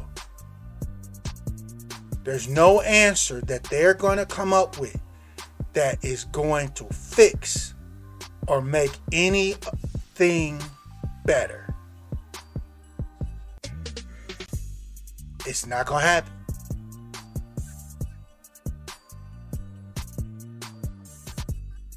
Just like during the story of Pharaoh in Egypt, during the plagues, he tried everything. Couldn't come up with nothing to stop or survive or handle those plagues. That's exactly what's happening now. You got people arguing, politicians back and forth, what should we do? The CDC flopping, changing definitions. They doing everything. They just all over the place. Because there's no answer for this that makes things better. Until God decides to allow this thing to go away or get so weak enough to where we don't have to worry about it no more, or allow, and I've said this for people long before, allow over-the-counter medicines have been developed and now available to where they got the at-home testing going. I don't know how well that's going. We'll see. You gotta watch. Cause I seen somebody the other day put it in some water and it tested positive, but I digress. But until it becomes easier to beat this predator, or it just gets weak enough to where it's no longer a major threat, ain't nothing gonna get better. Things just gonna keep getting worse. Because this whole system, this whole capitalistic system, the whole Eurocentric economy system, and basically all others, most of around the world, they're all built on, they're basically house of cards. And once one or two cards get knocked down, out of that house of cards, the whole thing starts to crash. So y'all got to make sure y'all understand that. And so that's why there's no answers that they can come up with that's just going to be, boom, okay, everything's getting better, fixed, we did it, we all right now, okay. Not going to happen. So, in addition, also understand this. This was prophesied in Scripture. In many places, but I'll just give you one. In the book of Luke, chapter 21, I'm going to give you one verse. I read the whole chapter. That's what you're supposed to do, y'all. So you get the context, but just one verse. Luke 21, verse 11. And great earthquakes shall be in diverse places, and famines, and pestilences, and fearful sights, and great signs shall therefore or there be from heaven. Excuse me, let me read that one more time. And great earthquakes shall be in diverse places. We already got that happening. And famines, that's been going on for a while. And pestilences. And fearful sights and great signs shall there be from heaven. It's already been written. Now, amongst the Bible scholars out there, one of the debates that's happening is this predator a part of the pre-tribulation period or the actual tribulation period that's laid out and explained in Scripture? If you haven't read the Bible, let me address this too. Ladies and gentlemen, many of you listening call yourself Christians. That's what you identify yourself as. My question to you, have you ever read the Bible from the first page to the last page? If not, how can you call yourself a Christian? How can you call yourself a Christ follower and you haven't read the Scripture that Christ professed and taught, that God ordained? I encourage all of you. You got the time now. There's no better time than the present. Make a plan, sit down. Read a chapter a day. A half a chapter a day. Read 10 verses a day. Something. But read the whole thing. Now, here's what I've always recommended to people. Because if you decide to go ahead and sit down and read the Bible from cover to cover, usually what happens real quick, you read something that blows your mind, that you didn't realize was there, and you stop and you start trying to research that one thing. Here's what I always recommend. Make your plan to read it from cover to cover. Make sure you have a big notebook, big spiral school notebook with you, and a couple of pens and pencils. Okay? And when you start reading, each one of those things that cause you to pause, it's like, oh my God, wait a minute, what? What did it say?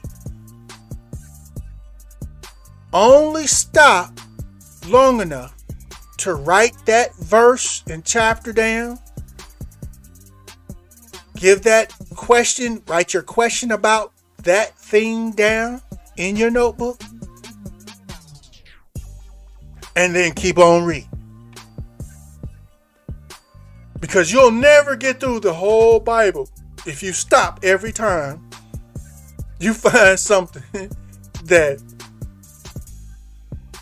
grabs you. Because that's what it does. It grabs you in so many ways. But you got to get through the whole Bible first. Do that first. And then once you do that, you got a whole notebook of notes to go back, and you can take those one at a time and go back and do further research and study on those specific issues and things that grabbed you. Okay, y'all? And for those also say, many of us profess the King James, and there's a lot of people today that are like, I can't read the King James. Okay, that's fine. Here's what I recommend you do. There's the King James version. There's several different versions. There's King James version, the NIV. There's a New King James. There's a Living version. There's about 2 or 3 others that are pretty popular and have been around for quite some time. Make a short list of the versions. Say if you've never read the Bible before in your life, make a short list of the versions that are the most common ones. Go to your nearest Bible bookstore. Okay? Ask the salesperson to say, hey, can you show me the King James version? Can you give me one of those so I can check that out? Read a few verses in it. See how it hits you. Are you able to understand it well? Or are you like, what's all this stuff, this and thou, and what's all that? If you ain't feeling that, say, okay, wait a minute. I'm struggling with this. Is there another version of this? What about some of these other versions? The Bible person will give you, here, try this. It may be the NIV or the New Living version or whatever other version. And you'll start to read it, and all of a sudden, whoa, you'll be like, oh, now, yeah, I'm feeling this. This what I'm talking about right here. In other words, what I'm saying is let Scripture lead you. It will reach out to you. Whatever version it is that you will end up preferring, it will grab you. It will find you. All you got to do is go to the door and knock, as Scripture say. God will reach out through Scripture. Whatever version that's going to work for you and be best for you, easiest for you to read and understand, He will grab you with it. Buy that version. Go home, start to read it from cover to cover. Okay? Just a little side note. But again, you look at the psychological impacts of what's going on, this predator. Many people want to do what they want to do in spite of the science. The science has been, if you've done a reasonable amount of research and study, the science is clear. But they want to still do what they want to do. They want to run around with no mask, no precautions, no social distancing. Some of y'all are saying no ooh-wee. I know, but we done already went over that. I ain't going back into that. They're doing this, and it's a deadly plague outside. They just won't stay home. That's the number one thing you can do to reduce your risk is stay home more. I mean, yeah, you're going to have to come out the house and do the absolute things that you have to do, but if you significantly reduce leaving your front door, you significantly reduce your risk of running into the predator. There's people out here, they're in complete denial. They saying the predator is fake. Everything's fake. It's all, there's people that are just gone, y'all.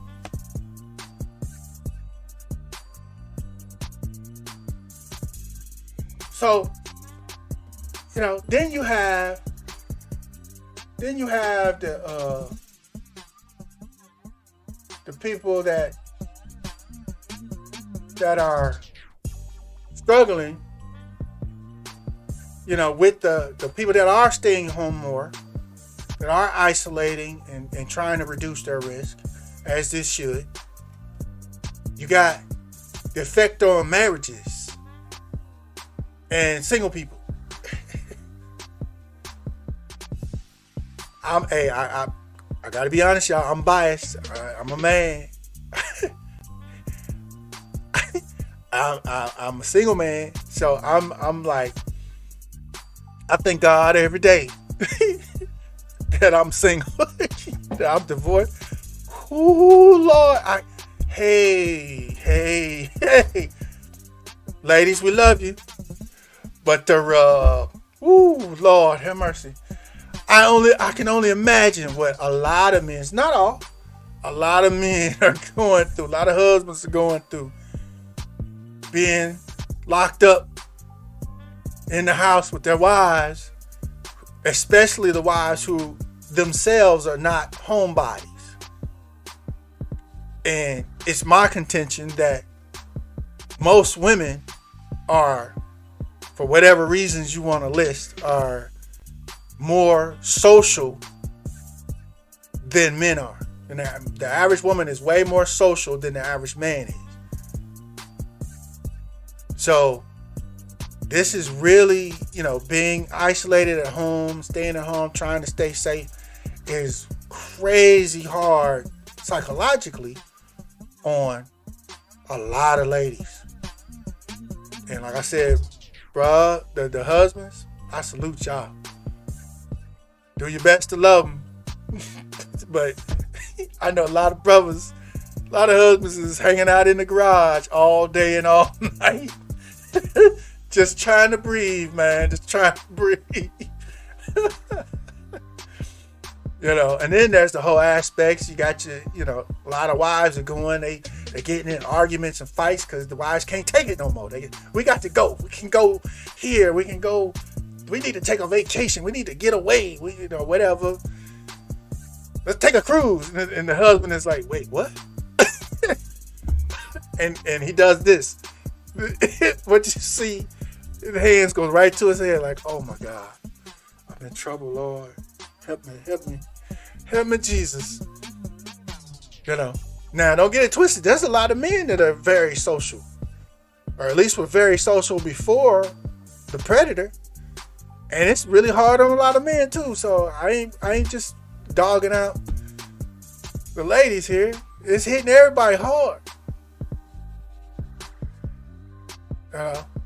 And as y'all know, it's literally because married couples have been spending a lot more time together at home. It's caused a lot of new divorces. Divorces have increased. Spouses and people are going through mood swings. They wake up in the morning, they cool. By the middle of the day, boy, they somebody completely different. Gonna turn into the Tasmanian devil. They're experiencing a wide list of different psychological things like depression, mood swings, anxiety, distress. They're having difficulty sleeping. They're feeling hopelessness. This is also for singles too. Single people, single parents, the elderly who live alone. It's affecting our kids psychologically. Everybody's experiencing all of these and more different psychological effects. I know with my kids, one of my kids was struggling very early on. It was like, I'm tired of being home. I got nothing to do. I need something else. Like, instead of focusing on everything you can't do, let's make a list of the things we can do. And let's build on that list. And that was really helpful for one of my kids to come out of that struggle more. We built a list and she was like, oh, okay. We made up new stuff that we could do. And she did a lot better with it. Because, a lot of kids, they, especially with this whole predator thing, a lot of them, they didn't take this serious. As you their parents were telling them and trying to warn them and prepare them, they didn't take this stuff serious until it was too late, till it was here, till they got sick with it, till, or unfortunately, if some people, they knew somebody that died from it or whatever, they didn't really take this stuff serious. That's just part of being a kid. So,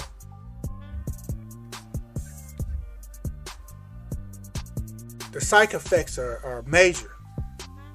Like I said, everybody's experiencing various levels of depression, anxiety, distress. People are decreasing their physical activity. That takes a toll on you. Difficulty sleeping. People have increased their alcohol and drug use. Just trying to do something to put their mind at ease a little bit. There's been a decline in self-care. People ain't taking baths and showers as often, at home. They ain't grooming themselves as much. I can confess to that. I stopped shaving myself as often as I did. A lot of people we're allowing our diets to get worse. We're sitting around eating everything we eat that's bad for us more,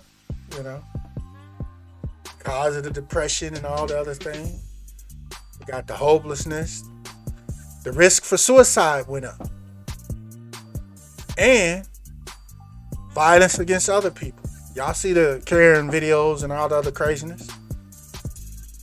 Okay, y'all. At this time, One Brother's Mind is going to take a brief 1 to 2 minute pause. And then I'll return and we'll pick up where we left off.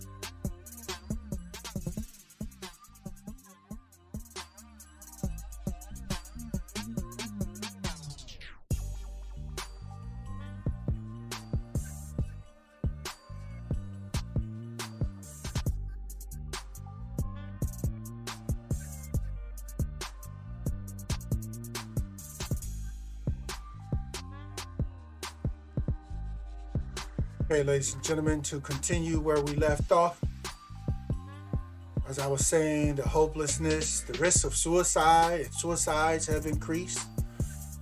Violence against other people have increased. The shootings and murders, all that has increased. A lot of it is because of the psychological effects, because of the predator.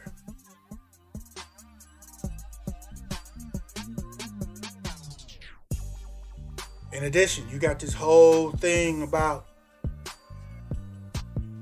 especially it's actually being pushed by the government and through mainstream media, pushing this whole notion of hate against people who choose not to get the ooh-wee. Really? So now you got people fighting and arguing, cussing people out because they decided not to get the ooh-wee, and people who didn't get the ooh-wee cussing, fighting, and arguing with people who did. That's manufactured, y'all. The government is pushing that. They want people to fight. It shouldn't be. Ain't no fight. You make the decision that you want to make. There's nothing to fight over.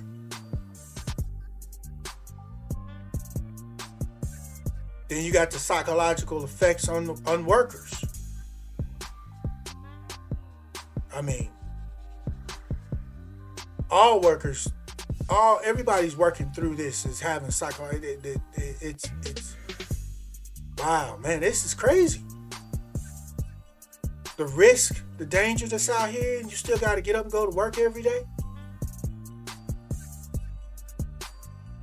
The employers ain't telling people, telling the employees that Johnny got the predator. That's why Johnny ain't here. And taking precautions to let you know. So if you was around Johnny yesterday, day before, whatever, you can go get tested, get checked. They ain't doing, that all is a psychological game. And even worse, think about all the healthcare workers, the nurses and the doctors. They at ground zero for the predator.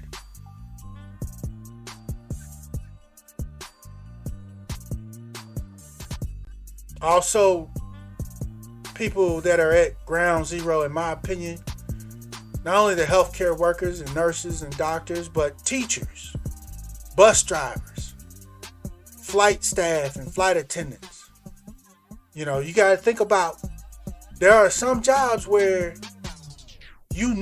when you go to work, before you go to work, you about to be around and in the presence of a whole lot of people every day.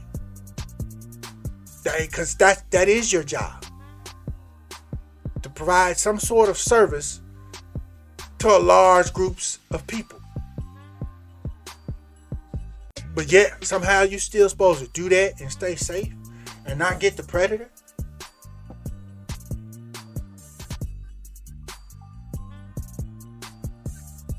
That's for everybody, but especially people that have those kind of jobs. That's going to build a lot of fear. That's going to traumatize people. The stress levels are going to be off the chart. And especially for healthcare workers, nurses, and doctors, their proximity to death every day because of the predator. They're right there. They're going to have PTSD.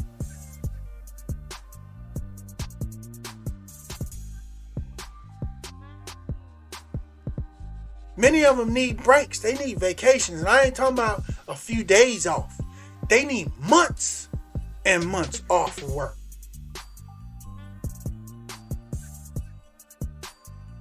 They're not doing reports on this stuff, but a lot of this stuff is fracturing people's minds and psyches.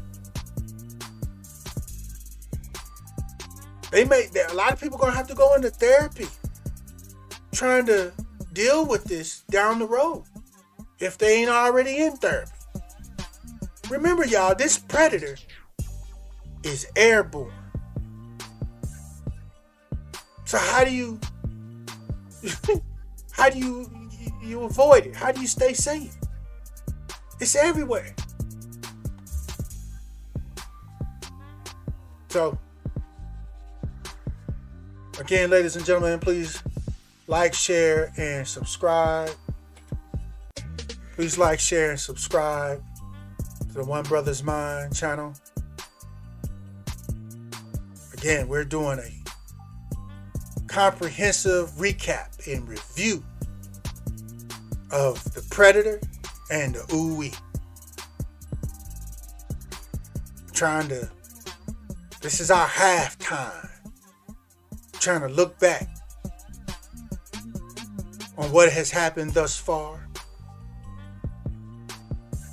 Regroup. Make some new plans. Make some plan adjustments. Based on everything that has happened so far. So, now let's look at the future. Understand this, y'all. There's going to continue to be new variants.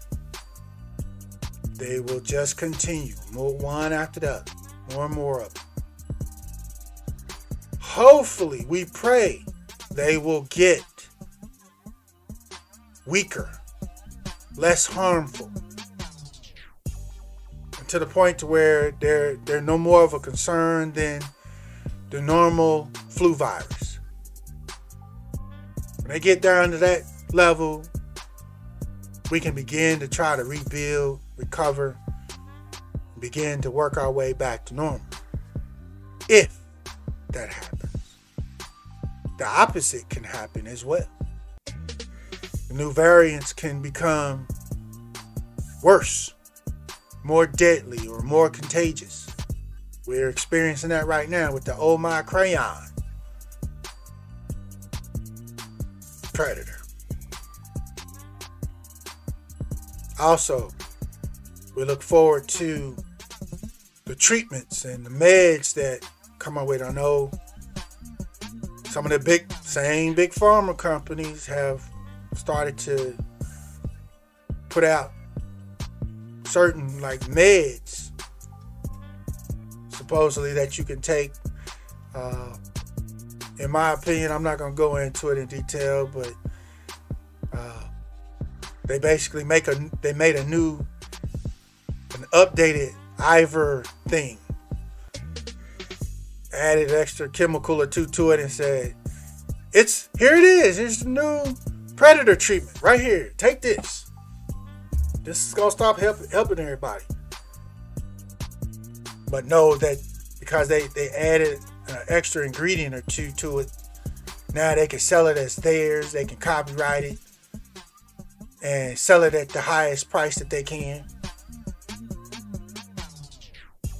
When the regular Ivor thing has been out there and should have been available the whole time.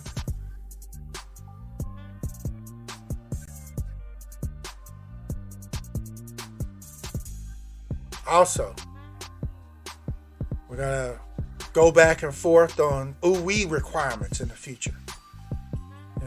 Dine-in, gyms, sporting events, church, you name it.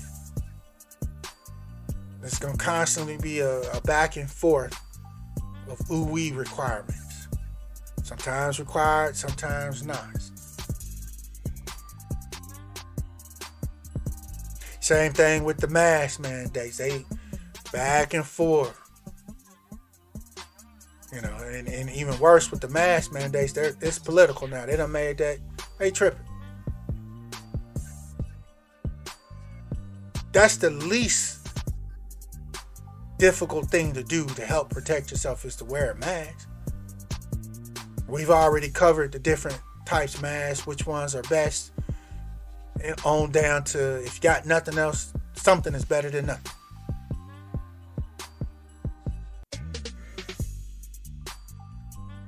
Also, like I mentioned before, the whole issue with the religious exemptions or mandates for the ooh-wee, they're literally going over those and hearing those cases now in the Supreme Court. So at some point here in the coming days or weeks, the Supreme Court will make a ruling, and it will dictate how this is going to go going forward. I personally believe that the Supreme Court will come down on that the exemptions have to be honored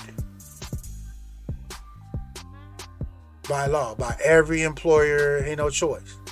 You have to honor them.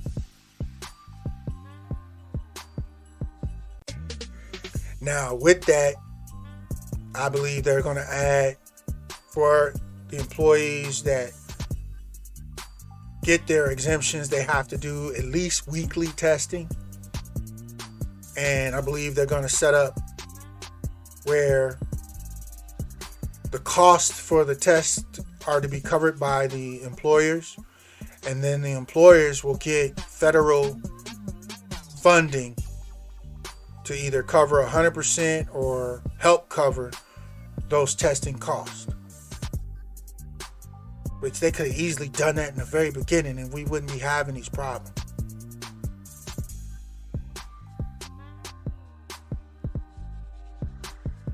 But understand this, especially if the Supreme Court rules the opposite way, those who refuse to ooh-wee, you're going to lose more and more of your freedoms. Your jobs going to begin to be kicked out of schools. So if the Supreme Court rules the opposite way and basically cancels our religious exemptions, all that's going to change. Are you ready? You better make plans now. Don't just assume that it's going to confirm our religious and medical exemptions. Also, going forward, the supply chain, the JIT issues, and I said JIT, J-I-T, JIT issues will continue. They ain't going away for years. They're not going away for years, y'all. The issues with travel, airplane, air travel, bus, train, public transit, all that is it safe question is going to remain as long as the predator is running around loose, and the predator hasn't gotten really weak. There will be no change in the travel industry. The only changes, they're going to go back and forth in regards to requiring the ooh-wee passes. Schools, many of them are going to remain virtual or go back and forth from in-person to virtual. So they're going to stay a mess, which many of you are already experiencing. It's not going to change. Not until the predator gets really weaker, much weaker. And that's good for some, but that's bad for other people. People trying to work, especially single parents. Parents in general, but especially single parents. The whole issue of daycare and all that.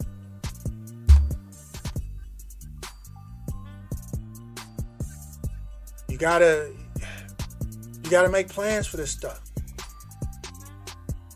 And it's my contingency here at One Brother's Mind that the mask mandates have to be put back in place and left back in place. Period. Until the predator ain't a predator no more. That'll reduce a whole lot of this. Especially the N95 mask and the medical mask. Those two will prevent people with the predator germs from spewing and spitting and blowing those out on everybody else. And of course the N95 will help prevent in a major way those germs from coming into your mouth and nose. But again, y'all, at this point it's a political football.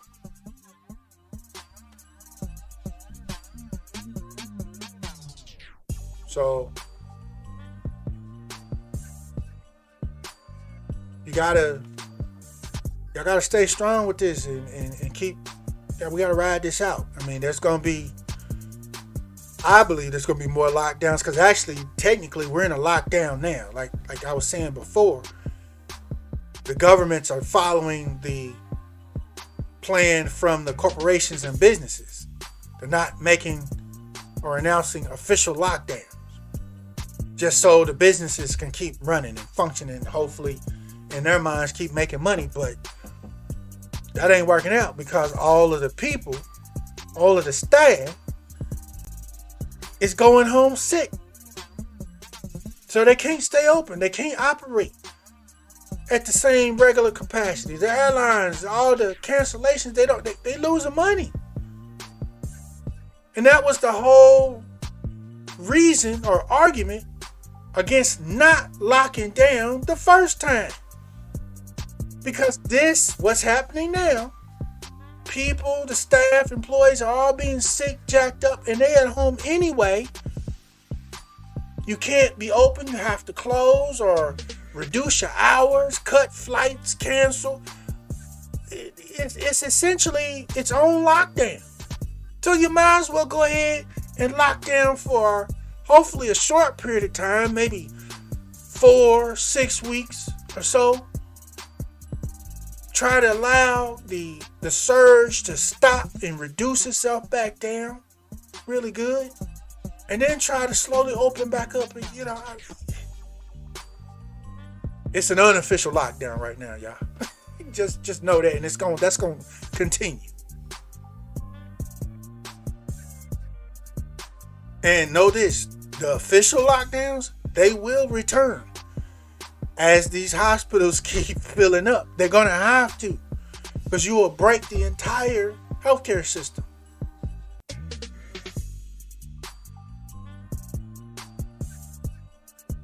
Another note. This is for everyone. Do everything you can to strengthen your immune system, your natural immune system. Like I mentioned before. Start taking your vitamins, man. Exercising. Getting healthier. Especially vitamin D3 and zinc. There's quite a few other vitamins and things you can do to strengthen. Research. Learn. We all, including myself, we all got to get healthier, y'all. Especially the black community. We need it bad. We got to eat healthier.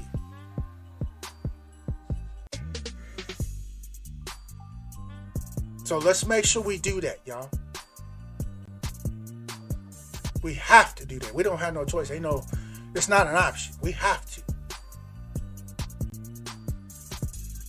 Also know and understand employment is going to continue to be volatile. It's going to be more and more volatile. For those of us that are still trying to work, still having to work, find jobs, it's going to be all over the place.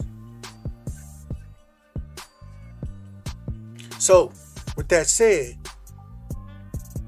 and because of that, black family,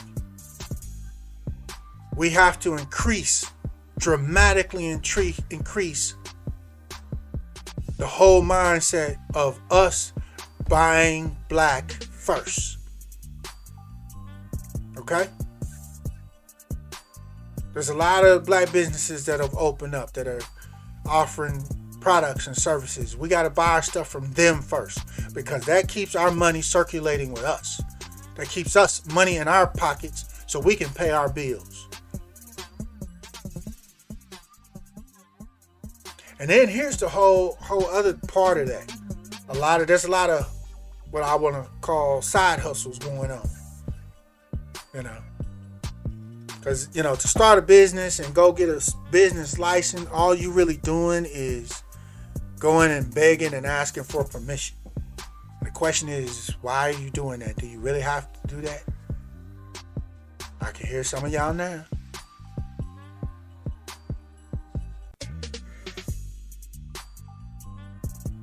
Let me say this. When I was a real kid, like 4 or 5 years old, both of my parents worked. And during the summertime when school was out, my parents had to utilize daycare. But did I go to the main daycare center somewhere over here on this street or over there that charged the arm and a leg? No. My parents, I remember it clearly. My mother used to walk to catch the bus, and on the way to catch the bus to go to her job, 1 block before the block that the bus stop was on, she would go down, holding my hand, and walk me right over to Miss Johnson's house. That ain't her name. I can't remember her name, but Miss Johnson's house. And I would stay.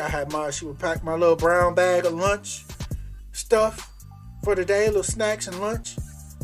And I would stay at Miss Johnson's house. Miss Johnson house had a basement, that was, complete. And it wasn't just me. There was 3, 4, 5 kids that throughout the morning we would all show up at different times. We would stay at Miss Johnson house, and if she had the basement full of toys and whatnot, and we played and chilled at Miss Johnson house. That was our daycare. And it was crazy cheaper than the so-called major daycare centers and licensed daycare centers out here. So it helped my parents because it helped save money on cost. It helped Miss Johnson out because it helped put cash money in her pocket. So again, circulating money within our community. There should not be one black neighborhood, in my opinion, here in One Brother's Mind. So take this with a grain of salt. But there should not be one black neighborhood who on every block in that neighborhood doesn't have a couple of people doing daycare. Miss Williams and Mr. Smith selling plates, cooking food, dinners, where you can stop right on your block on the way home. See what Mr. Smith, he done got the barbecue plates going. Miss Williams has got whatever, meatloaf dinners, chicken dinners, whatever. Fresh food, good food, home cooking. Oh, you foo-foo black folks out there, I know what y'all saying. Hey, man, you can't be messing with. Hey, y'all, look. Y'all know, people know, all the people that want to do this type of stuff, all you got to do is do it. Talk to people, advertise your business, your service, whatever it is. If it's like food you're providing, you selling plates, advertise with your peoples in your neighborhood. I'm gonna get in all that, but everywhere else, advertise, talk to people. Let them come up, sample your stuff. Confirm that it's good. See how you preparing. That you're maintaining the Board of Health standards. Also, to say again, people that are doing this, make sure you are following the Board of Health standards for food preparation and catering and all of that stuff. But as long as people are doing that, support them. Circulate that money in our community. We need our own money. We got to stop giving all our money to everybody else and then wondering why we ain't got no money. Daycares. Food. Right on your block. Barbers. Beauticians. Right on your block. Lawn care. The shade tree mechanic. Right on your block. He know how to put your brakes on, change the tires, change the oil. And there's a good chance you know how to do a lot more than that. Do major repairs on your car. And it will save you a whole lot of money. He gonna charge you less than the main shop. Plumbers, electricians, carpenters. We got them. They right on the block. There's no reason for us to be out here not making money, not able to take care of ourselves, not circulating dollars amongst ourselves. Everybody tripping off of Uber and all that. Hey, if you're a person, you ain't got no major skills now, but you got a good clean car, good running car, homemade Uber. All you gotta do is advertise. Let everybody in the neighborhood know you right here. Holla at your boy.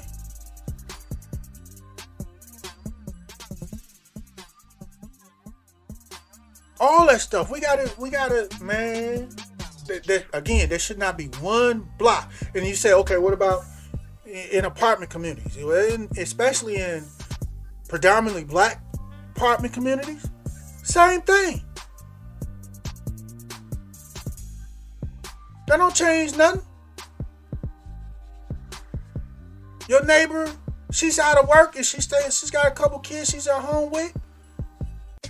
Baby girl, knock on the doors in your little building and say, hey, I'm offering daycare. I'm at home with mine anyway. Pick up 2, 3, 4 extra kids and collect that cash for that. Don't use Cash App or PayPal or the other ones. But you gotta be respectful, people. If you're providing a service or product, do it right. Be respectful. Respect everybody. If you're a customer of somebody providing services or products in the black community, be respectful. Learn good customer service, y'all, please. That's a major problem in our community. A lot of people don't practice good customer service, and that you got to fix that. But there's no reason for us. I mean, you go in every other community. They have their own food sources and places. They got their own barbers and beauticians, daycare. They got all this stuff, whether it's licensed or not. They circulate their money in their communities. It keeps money in all their pockets. It helps all of them make it. Okay, I digress. I'm going to get off my soapbox. I hope y'all feel me on that. But also, going forward in the future, family, we gotta start growing our own gardens. You know, in our backyards again. We got to get back to do all that stuff. Raising chickens in our backyards if it's legal in our area where you live. Remember, the supply shortages are going to continue and most likely get worse before they get better. And if you got enough food that you're growing on your own, you can make it through. And that there are ways to do it in the middle of the hood. There are ways to do it if you live in an apartment. I'm actually planning on doing so. Let me first.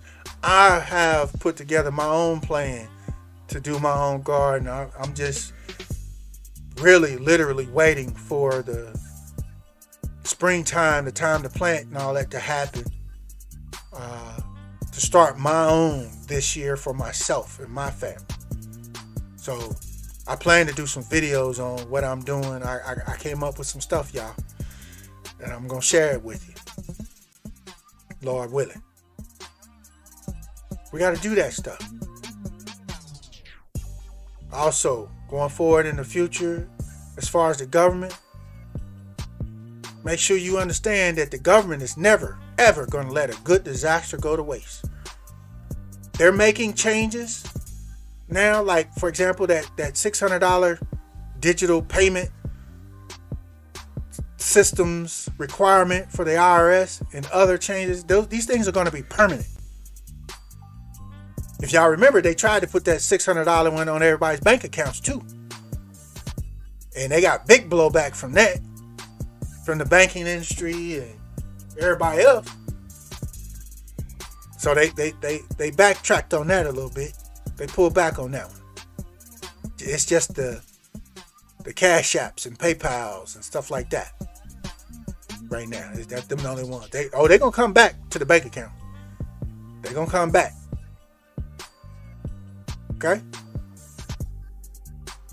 They ain't done. The question is, are you ready for this stuff? That's the question.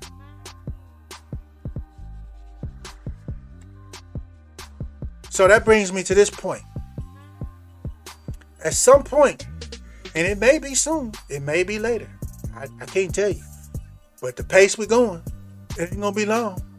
At some point, this world is going to require you, yes, you, to do something that you don't want to do.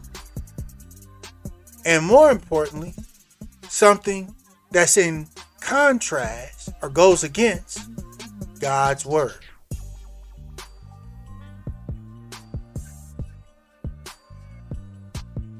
If it's not this predator situation, it soon will be something else. And to stand by your faith, stand on God's word, is going to cost you. There are going to be consequences. It's going to cost you a lot of our conveniences, luxuries, and even get to a point it's going to cost us our needs. That's where like the gardens come in. Yeah, y'all already there. I'm talking about the mark of the beast, y'all. If this ain't it, and I'm not saying it is, I don't believe it is. This is a part of the system for the mark of the beast that's being set up. It's at least that. Are you ready? I mean, look at your screen. What exactly are you prepared and ready to go ahead and give up? You ready to not be able to use the internet?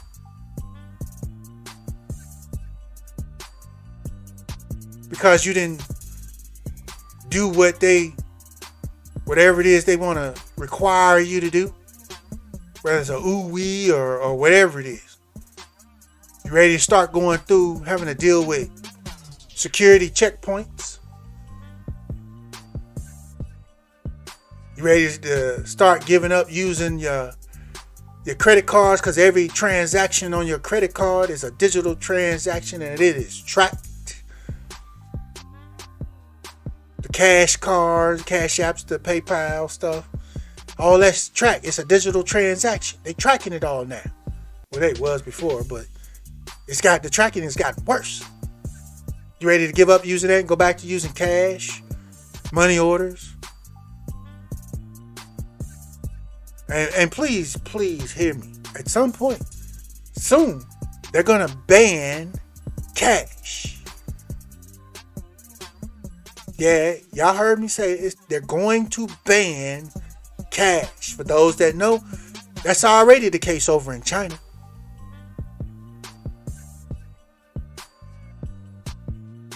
Everybody over in China gets paid digitally. At least the people that are still plugged in to the system over in China. Yeah, they do still have an underground cash underground going on, but that gets real choppy and dicey. Are you willing to give up cash? I mean, now remember, you got to keep in mind, in scripture it says, Christ says, give unto Caesar, or surrender unto Caesar what is Caesar's, and surrender unto God what is God's. At some point, I remember after I studied that part of scripture, I was like, at some point, what Caesar is going to be requiring is going to be in direct conflict with God's word. And then what do you do then? It's prophesied in the Bible. That's what the whole mark of the beast thing is. Requiring you to do something that goes against God's word.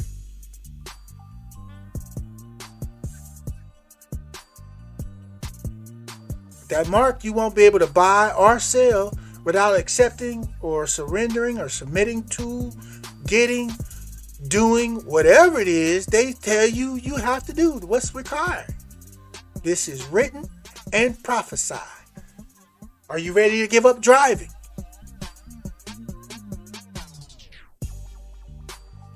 Because if they end up get to a point where they got all these checkpoints out here and they snatching people up from checkpoints, driving is going to become the thing you don't want to do. Are you ready to, if for some reason, because you said no to something, you get evicted from your home, your apartment, or the home you had? Even They take the property that you actually own. Are you ready for this? Like I said, you ready to go back to living without using the internet? Just using maybe your cell phone? Oh wait. There's gonna come a time where I don't think there'll ever be a time they'll take your cell phone from us. But it's already the biggest track and trace thing on the planet for all of us. But the effects of that and what that means to our lives is going to just continue to get worse. At some point, you may have to give up the main uses of your cell phone. Like when you leave the house, leave your phone at home. You ready to lose your job? That's already been happening, y'all. Y'all know that. You ready to deal with the isolation? It's already been happening, y'all.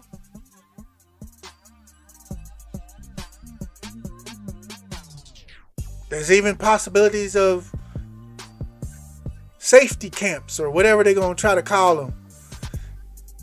Ooh-wee camps. You know. These are for your protection. Yeah, okay. They doing checkpoints, snatching people up, putting them in these different kind of camps. This stuff is coming, y'all. You're going to start making plans for this stuff now.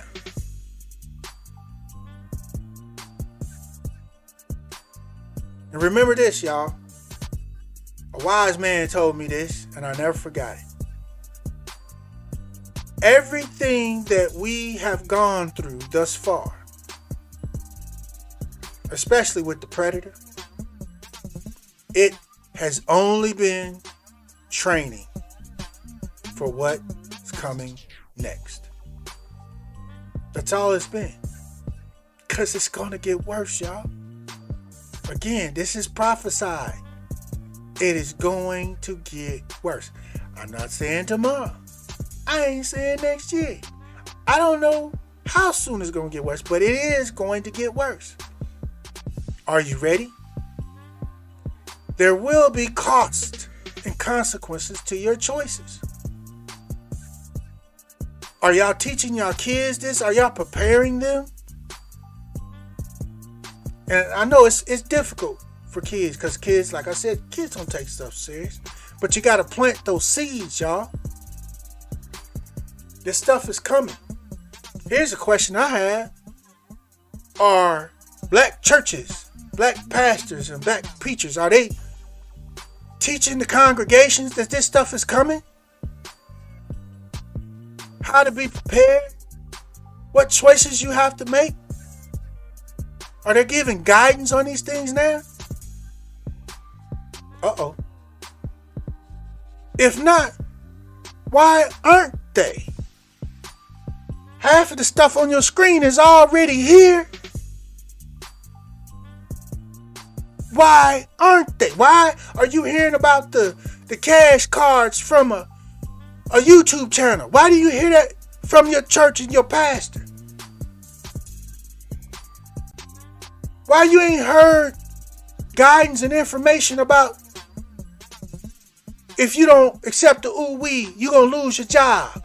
And what options you have after that?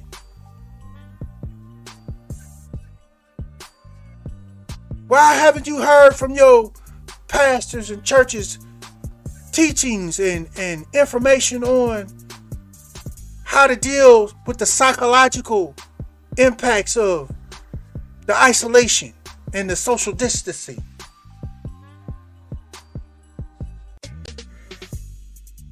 Why are these things not being taught about now? We're already experiencing half of them. At least. That's the questions I be asking. See, I mean, people have in my lifetime in the past, you know, there are people like, why you ain't become a preacher? Why you ain't become a pastor? I can't, man. I asked the wrong questions. I asked all the wrong questions.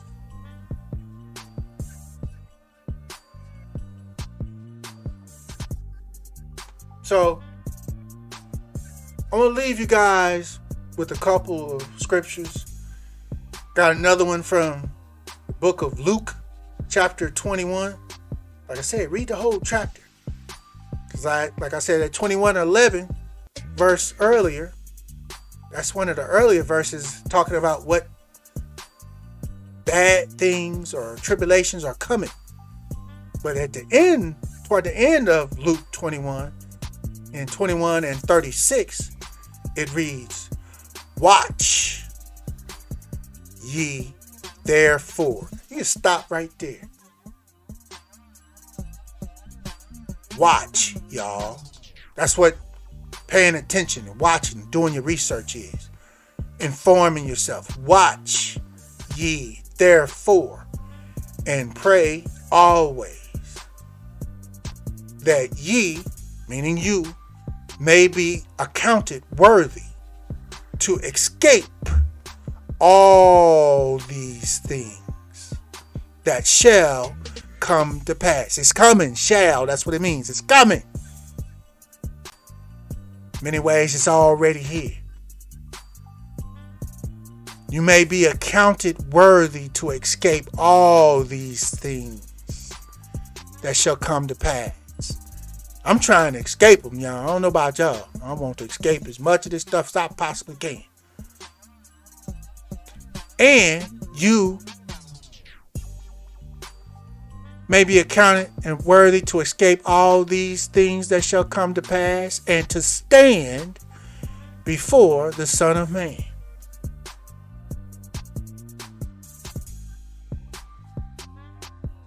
And many of us who read scripture and read the Bible know the book of Revelation goes really deep and heavy into all of these end times things and issues, explaining what's coming and what's going to happen. But I like how the book of Revelation starts out.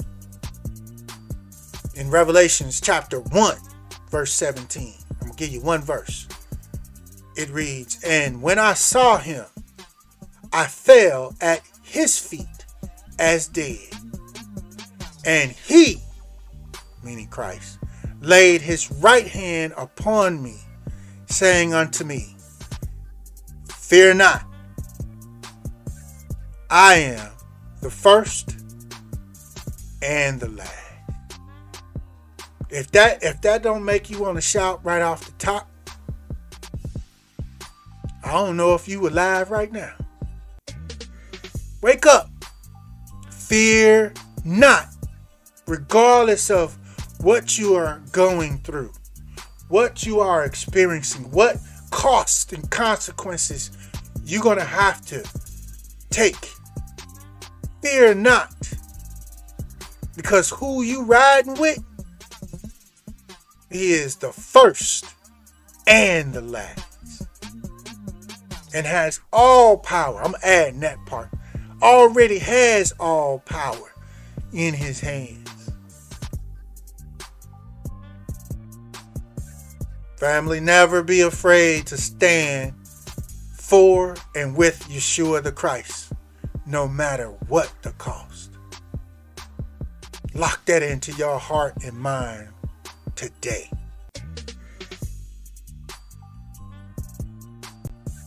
So this concludes our recap. I know it's been a long ride.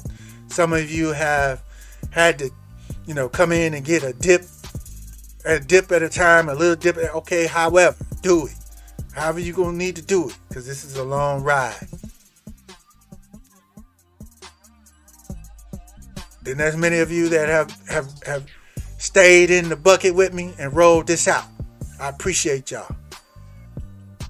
Hopefully y'all find this full recap valuable in helping you to assess all of that has happened so far and what's coming in the future.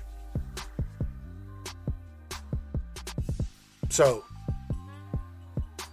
also remember, please, again, smash the likes, share, and subscribe to One Brother's Mind. And I am KD Smooth. Until next time, do what you can do when you can do what you can do. But always be safe and know Yeshua the Christ is with you always. See you next time on One Brother's Mind. Shalom.